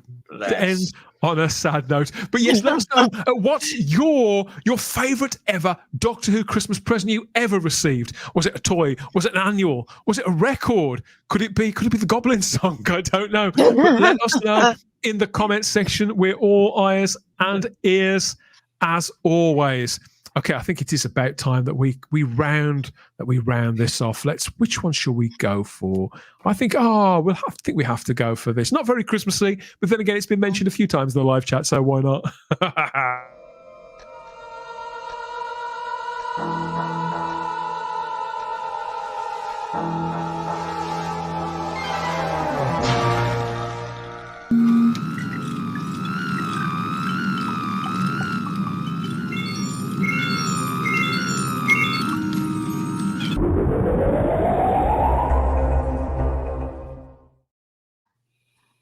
And of course, they got a Christmas special for Wurzel Gummidge. Yeah. This year. Oh, great. Oh, good stuff. Yeah, I like it. Okay, so as ever, one more thing. Even Peter Capaldi, even the 12th Doctor, hasn't managed to get all of his Christmas shopping done in one. And we are rounding things off with a last look at the view screen. It's our regular right up your temporal chimney in search of the prettiest pictures from out there in the Whoniverse. Maybe this time with a seasonal slant. We'll have to wait and see. So if you're a fan artist or you know a fan artist that you think we should get on our view screen for the next season of Type 40 Live, let us know where to find them or them to find us. You can do that by getting in touch with us through our social media, or you can drop us a comment with a link to their DeviantArt page, their website, their Instagram, wherever it is they show whatever it is that they do. We're now in the all-new era of Doctor Who, and that's bound to inspire just as many artists, whether it's in traditional art or digital art, as the 60 years that have gone before. And come to think of it, we've got one of them right now from just a few days ago in the Giggle. That's inspired Brick Pandorica here to create this tribute to the 15th Doctor. So here he is in Lego. In Lego form, in his TARDIS, with a jukebox. That takes some serious Lego skills to pull a jukebox together with a few days' notice. I absolutely love this. I think he may have defaced his own Lego frontage there to create the tie, but that's the lengths that people will go to, Ian, to create good Doctor Who fan art. They will paint things up, they will smash things up, and they'll do whatever to create their art. I just want to say I'm a bit concerned that we've now gone from tighty whities to a thong. Yeah. I was I thinking had the to same say thing. that as well. I was I had like, no thought that. could he not paint the rest of the top bit of his life? Yeah, he just needs to paint the rest of the knickers on, doesn't he? That's right, Yeah, that jukebox is amazing. I'm so impressed. It's very similar to the real jukebox, isn't it? It is. It's the same one. Scarily close. Got to it. And people are loving it in the live chat. Well. It's got too, yeah. Got too much hair, yeah. I suppose you got to work with what you can, haven't you? Exactly. You got to work with what you can. Generally speaking, this is going down quite well in the live chat. But Richard Brooks loves the speedos. Speedos rather than a thong. I think it's probably a bit of both. CTC says the action figure customs are really impressive, though. I think they are. I love this stuff when they can put them together this quickly. In particular, I'm always in awe of this kind of thing. Fabulous work, fast work, and Brick Pandorica is always worth a follow over there on X, and I think they're on Instagram as well, so you can get that. The best piece of fan art, well, I think my favourite piece of fan art that I've seen this year comes from Carolyn Edwards, who we met at Hooverville in Derby earlier in the year. Sarah and Simon, I don't know if you remember, Carolyn had got a table directly opposite our podcast area, our long table. Yes. I remember it well. And so I had a bit of a chat. She was a little camera shy, so she wouldn't talk to us. She wouldn't come on the mic. She was very, very shy, but she was working very intently on a piece of artwork there. I don't think it was this one, but when we do see her next at a convention or whatever, I really must tell her how much I really love this. Oh, that's good. That's clever. This was illustrated for the 60th anniversary, but there's something of the Christmas spirit about this, I feel, with doctors playing ukuleles and banjos and jazz, and the 7th Doctor playing the spoons. We've got an accordion in there. We've got a couple of jam sessions going on between the 12th Doctor and someone else, not sure who that is. But other than that, I think this is absolutely fantastic. And Carolyn's website, Carolyn Edwards art, is well worth a visit, and you can order prints from Carolyn too. The character of each of the Doctors, she seems to have managed to capture them all really, really well, Sarah. Apart from John Pertwee, I don't know who the hell that is. I love John Pertwee because he looks I think that really is. No, I don't think it looks anything like him, but there you go. No, he just looks pissed. It's just he's having an absolute whale of a time. Who's that playing the violin? Because to me, it looks like Hugh Grant, Ian. It does. It's Hugh. It's Hugh. Does it? It does look a little like Hugh Grant. Great picture, says Richard Brooks. That is awesome. It says Holden 190. Vanessa Law notices the first Doctor is playing the bass, and it's fantastic. Yeah. The first Doctor looks very cool. I don't know if it's Christmas. I think it's more. I've got like New Year's Eve vibes. Yeah. Right. But Carolyn, I'd just like to say I wasn't trying to slag off your art. I think it's fantastic. I just thought that John looked a bit smashed. There you go. Well, he would do a New Year's Eve. Exactly. But it's fantastic. It really. He's having a whale of a time. Look at him. Yeah. It looks to me, Simon, like it could be a lock-in somewhere. Yeah, maybe. The TARDIS lock-in. Lock-in the TARDIS. What's the pub called in the Demons? The Cloven Hoof. Yeah. That's where they are. Yeah, you're quite right. David Mullen's a big fan. He's got a ton of Carolyn's work. It's good stuff. Yeah, I like it. I really like this as Who Fan 83. And Will Hadcroft. Hi, Will. Did see you there. I bought her Prince of Colin Baker. She is supremely talented. I couldn't agree more. So yeah, go and hit Carolyn up. She's on most social media platforms, and she's got a website too. And she sells prints of her fabulous artwork. Absolutely wonderful, wonderful stuff, and kind of Christmassy. Probably without ever intending on being. Earlier on, Simon, we looked at a Christmas Radio Times cover from 1971. That featured the two Ronnies, and the 70s were considered the golden age of British TV, and in some ways of British popular culture. I think the 1970s cultural figures crossed over quite a lot, mostly at the BBC, because all those shows being made at television centres, you would see newsreaders pop up on the Morecambe and Wise show and all that kind of thing, and the TARDIS would sometimes materialise on the Michael Yarwood show, and he would impersonate Tom Baker or something like that. So there's a lovely cross-pollination that gave it all this big family feel. But here we've got a picture from in the mid-70s. This is now, I've got a date, I think it was 1975, and it's got a bit of a history behind it. So can you tell us where this picture was taken? I hope so. Oh, here we go. This, as far as I remember, incredibly, I think this is actually taken. It's something like number 10 Downing Street. It was. Where they got. I know. I'm pretty sure it is. Somebody in the chat might correct me on this, but I'm pretty sure this is number 10 Downing Street at Christmas with all of the BBC stars all together. And you can even tell when this was taken. This was taken during production of The Brain of Morbius, because you can tell from Liz Sladen's costume, there she is wedged between Tim Brooke Taylor and Roy Castle. Roy Castle is there next to Dame Vera Lynn right in the middle. And there is, as I say, is Liz Sladen in her quilted jacket from The Brain of Morbius. I mean, Simon, you can tell, obviously, you can tell that's Liz Sladen. And now I can look closer, I can see that it's her Morbius outfit. But I think it would be a lot better if we could see this in colour, wouldn't you? Oh, I'd love to see it in colour, Dan. Can we see it in colour? Can we?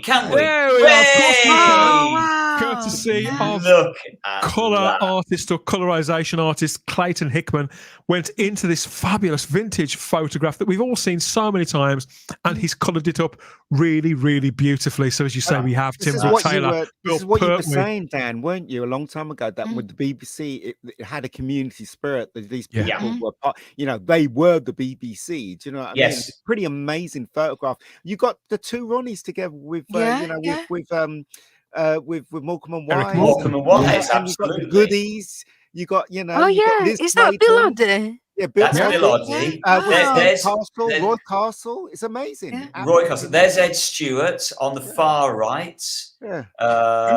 Who was Ed Stewart? Because he's got a Doctor Who connection as well, hasn't he, Simon? Ed Stewart has got a very tentative Doctor Who tenuous Doctor Who connection. He was a Radio 2 DJ, and he used to do Junior Choice every Saturday morning. He did and until he sadly died back in 2018, he did a Christmas Day Junior Choice on BBC on Radio 2, which was brilliant. And I think some of them are up on YouTube. Go and listen to them.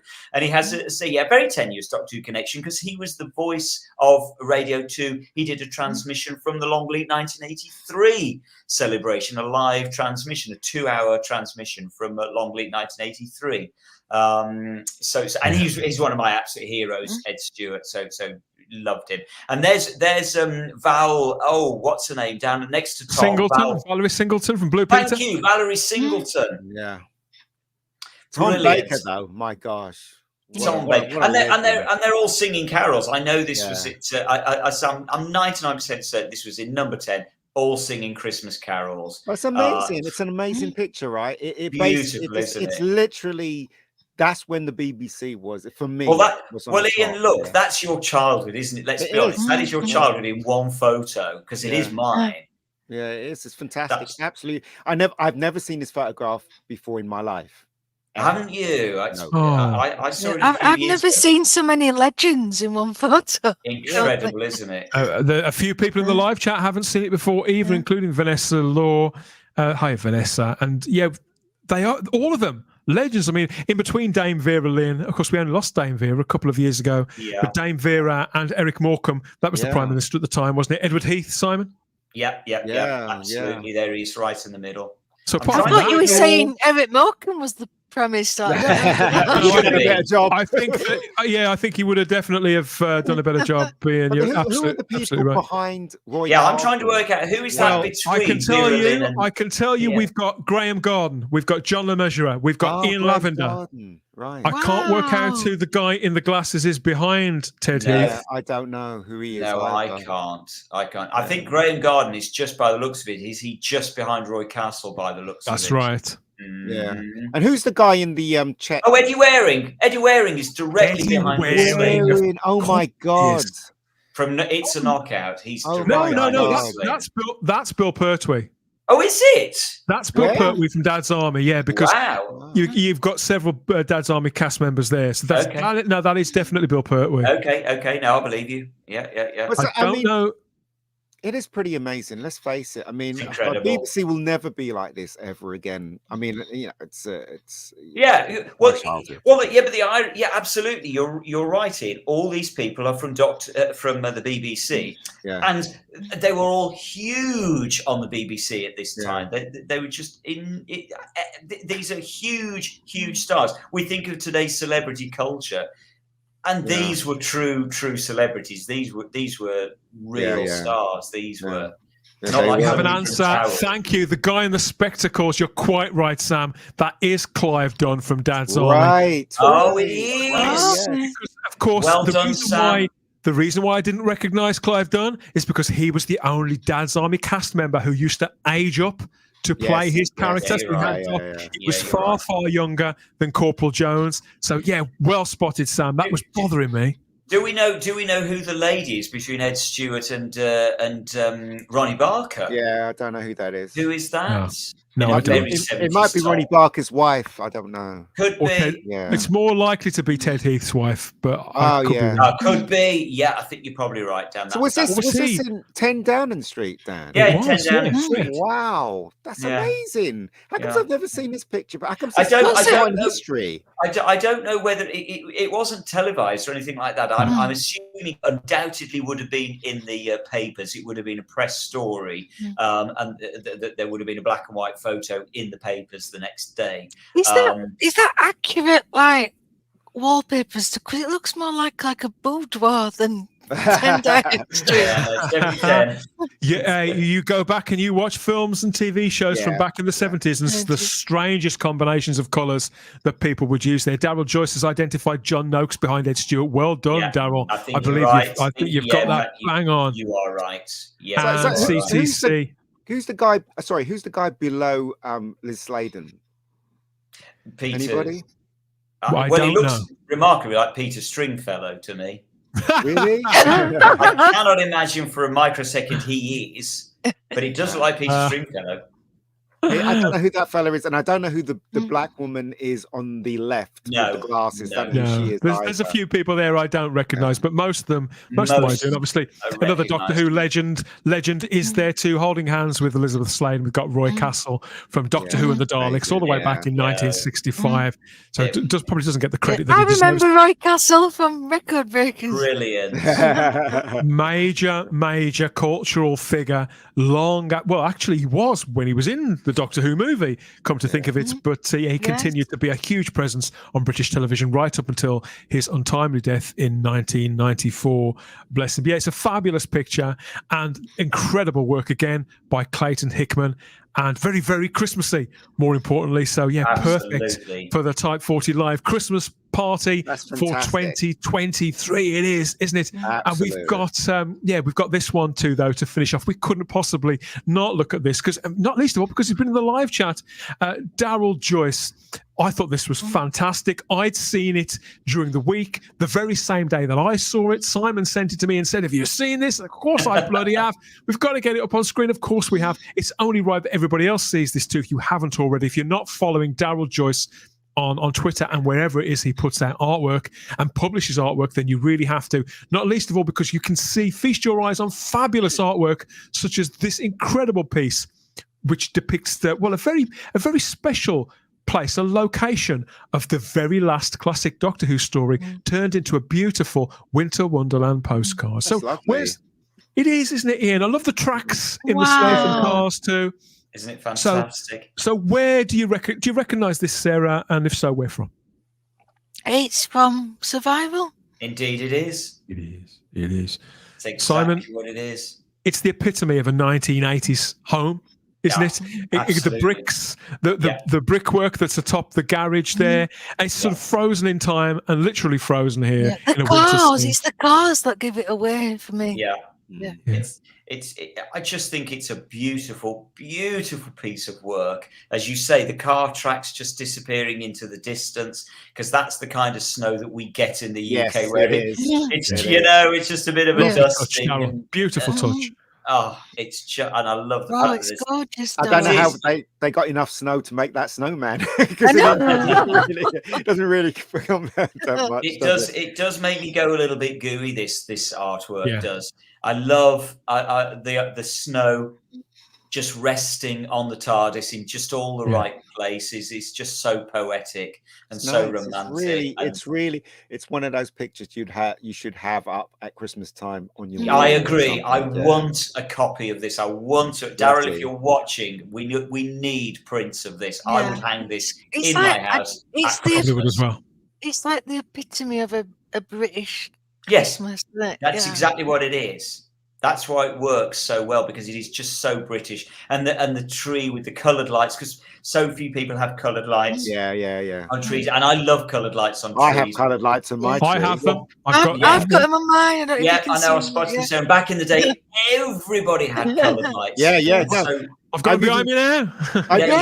I've even got the 70s decorations. You know. I know. I love your 70s decorations, man. That's what it's all about. It's all good stuff.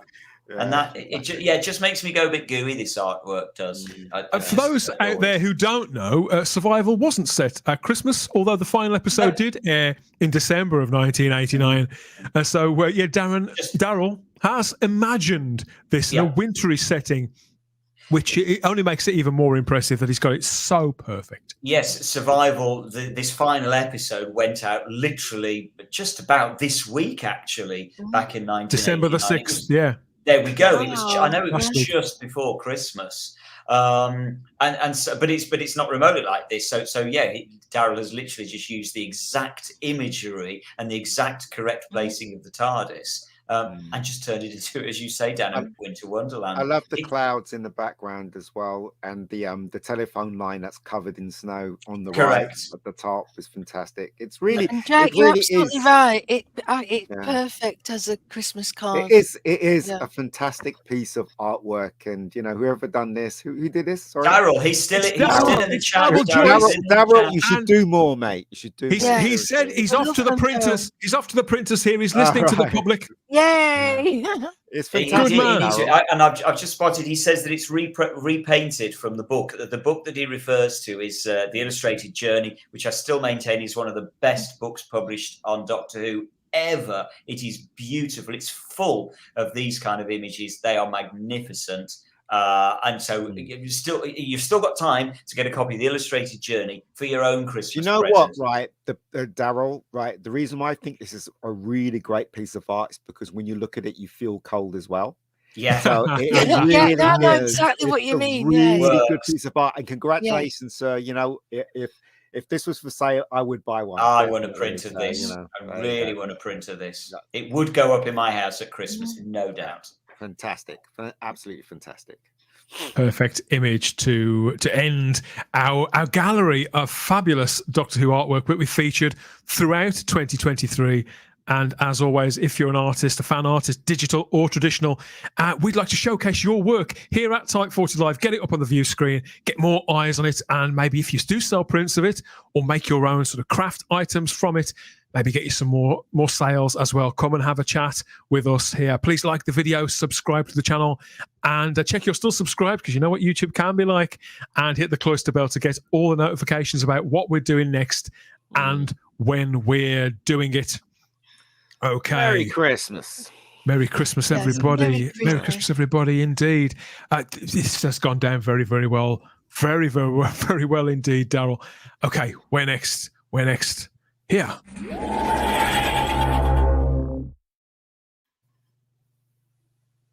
Yeah, so the lights are up, the trees are up, and Christmas is here, everybody. I'm very, very excited. These parties, they always get me in the Christmas spirit, Sarah. Spending time with you guys and in the live chat there across YouTube and Facebook and on Rumble now too. It's been absolutely brilliant. Thank you all for your company.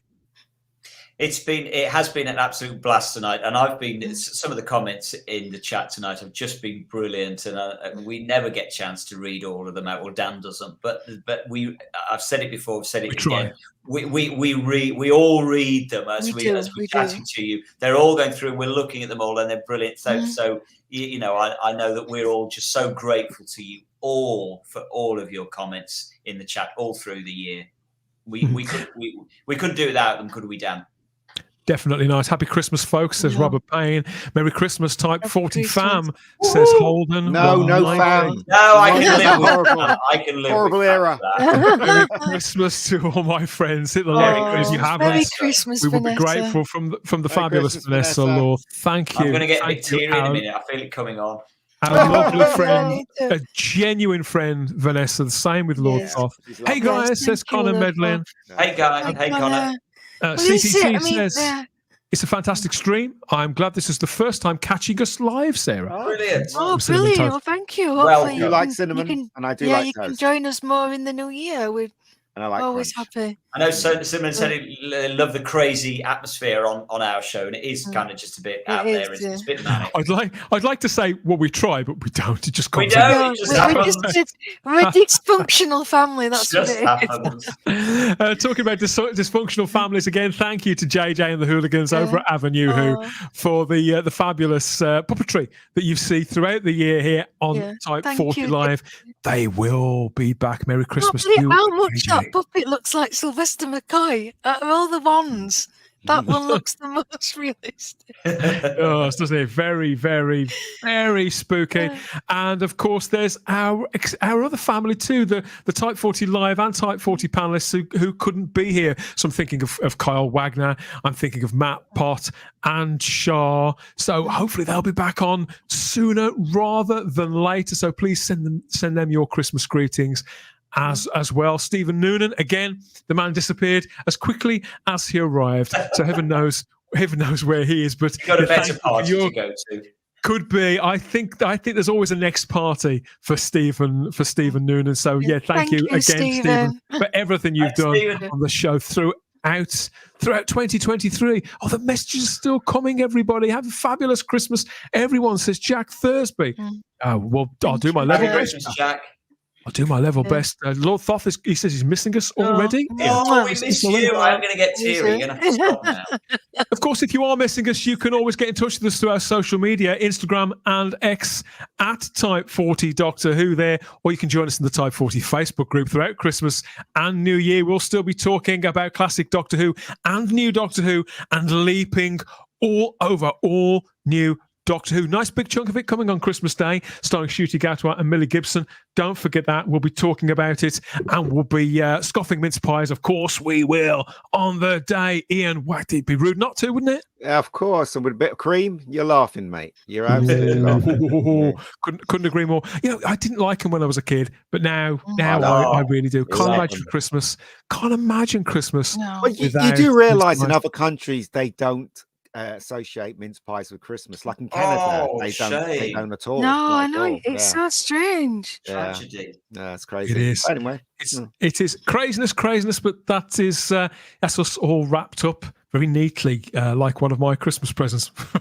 He says, "You haven't seen my wrapping? It's friggin' shocking." Yeah, my wrapping's rubbish as well. Absolute rubbish. Amazingly, that's Doctor Who's Diamond Anniversary year wrapped up too with the 7th. I know. That feels painful the way you said. I didn't clock that one. That feels painful. I know. Shame. And this 7th run of Type 40 Live has been our longest ever. So the doctor's prescribed us a nice long rest, Sarah. So I hope you won't mind. Indeed. Podcasts and other stuff will continue naturally. We're not disappearing completely, but that's it for the end of our 7th run here. We're flying off with the 15th Doctor. Heaven knows where. I'll definitely have trousers on. I can't promise that. You're so boring. I know, but obviously from our perspective, we can only send you our Christmas greetings and our gratitude for all of your support, your company and indulgence throughout 2023, throughout our coverage of the anniversary year in particular, because it's been very active, Ian. It's been active and it's been hotly fought ground, hasn't it? But what's to come? Let's face it, it's Doctor Who. It's probably going to get even worse. But we couldn't do it all without them, could we?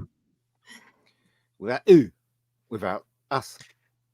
Everybody dropping comments. Of course, I'm talking to everybody out there watching at home. Of course I am. If only there was somebody here who could do a decent First Doctor impression. I know. Where is Stephen Noonan when you need him? But there we are.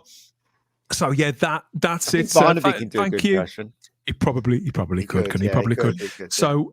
Thank you for the comments, for the likes and the dislikes. There's always one or two that hit the dislike, but it's all absolutely fine throughout. It's all engagement. All engagement. Different opinions, always welcome. Yeah, totally. This is Type 40 Live. You're absolutely right, Ian. It's what's fueled this show. It's what inspired it in the first place, and it's absolutely where we're going in the future.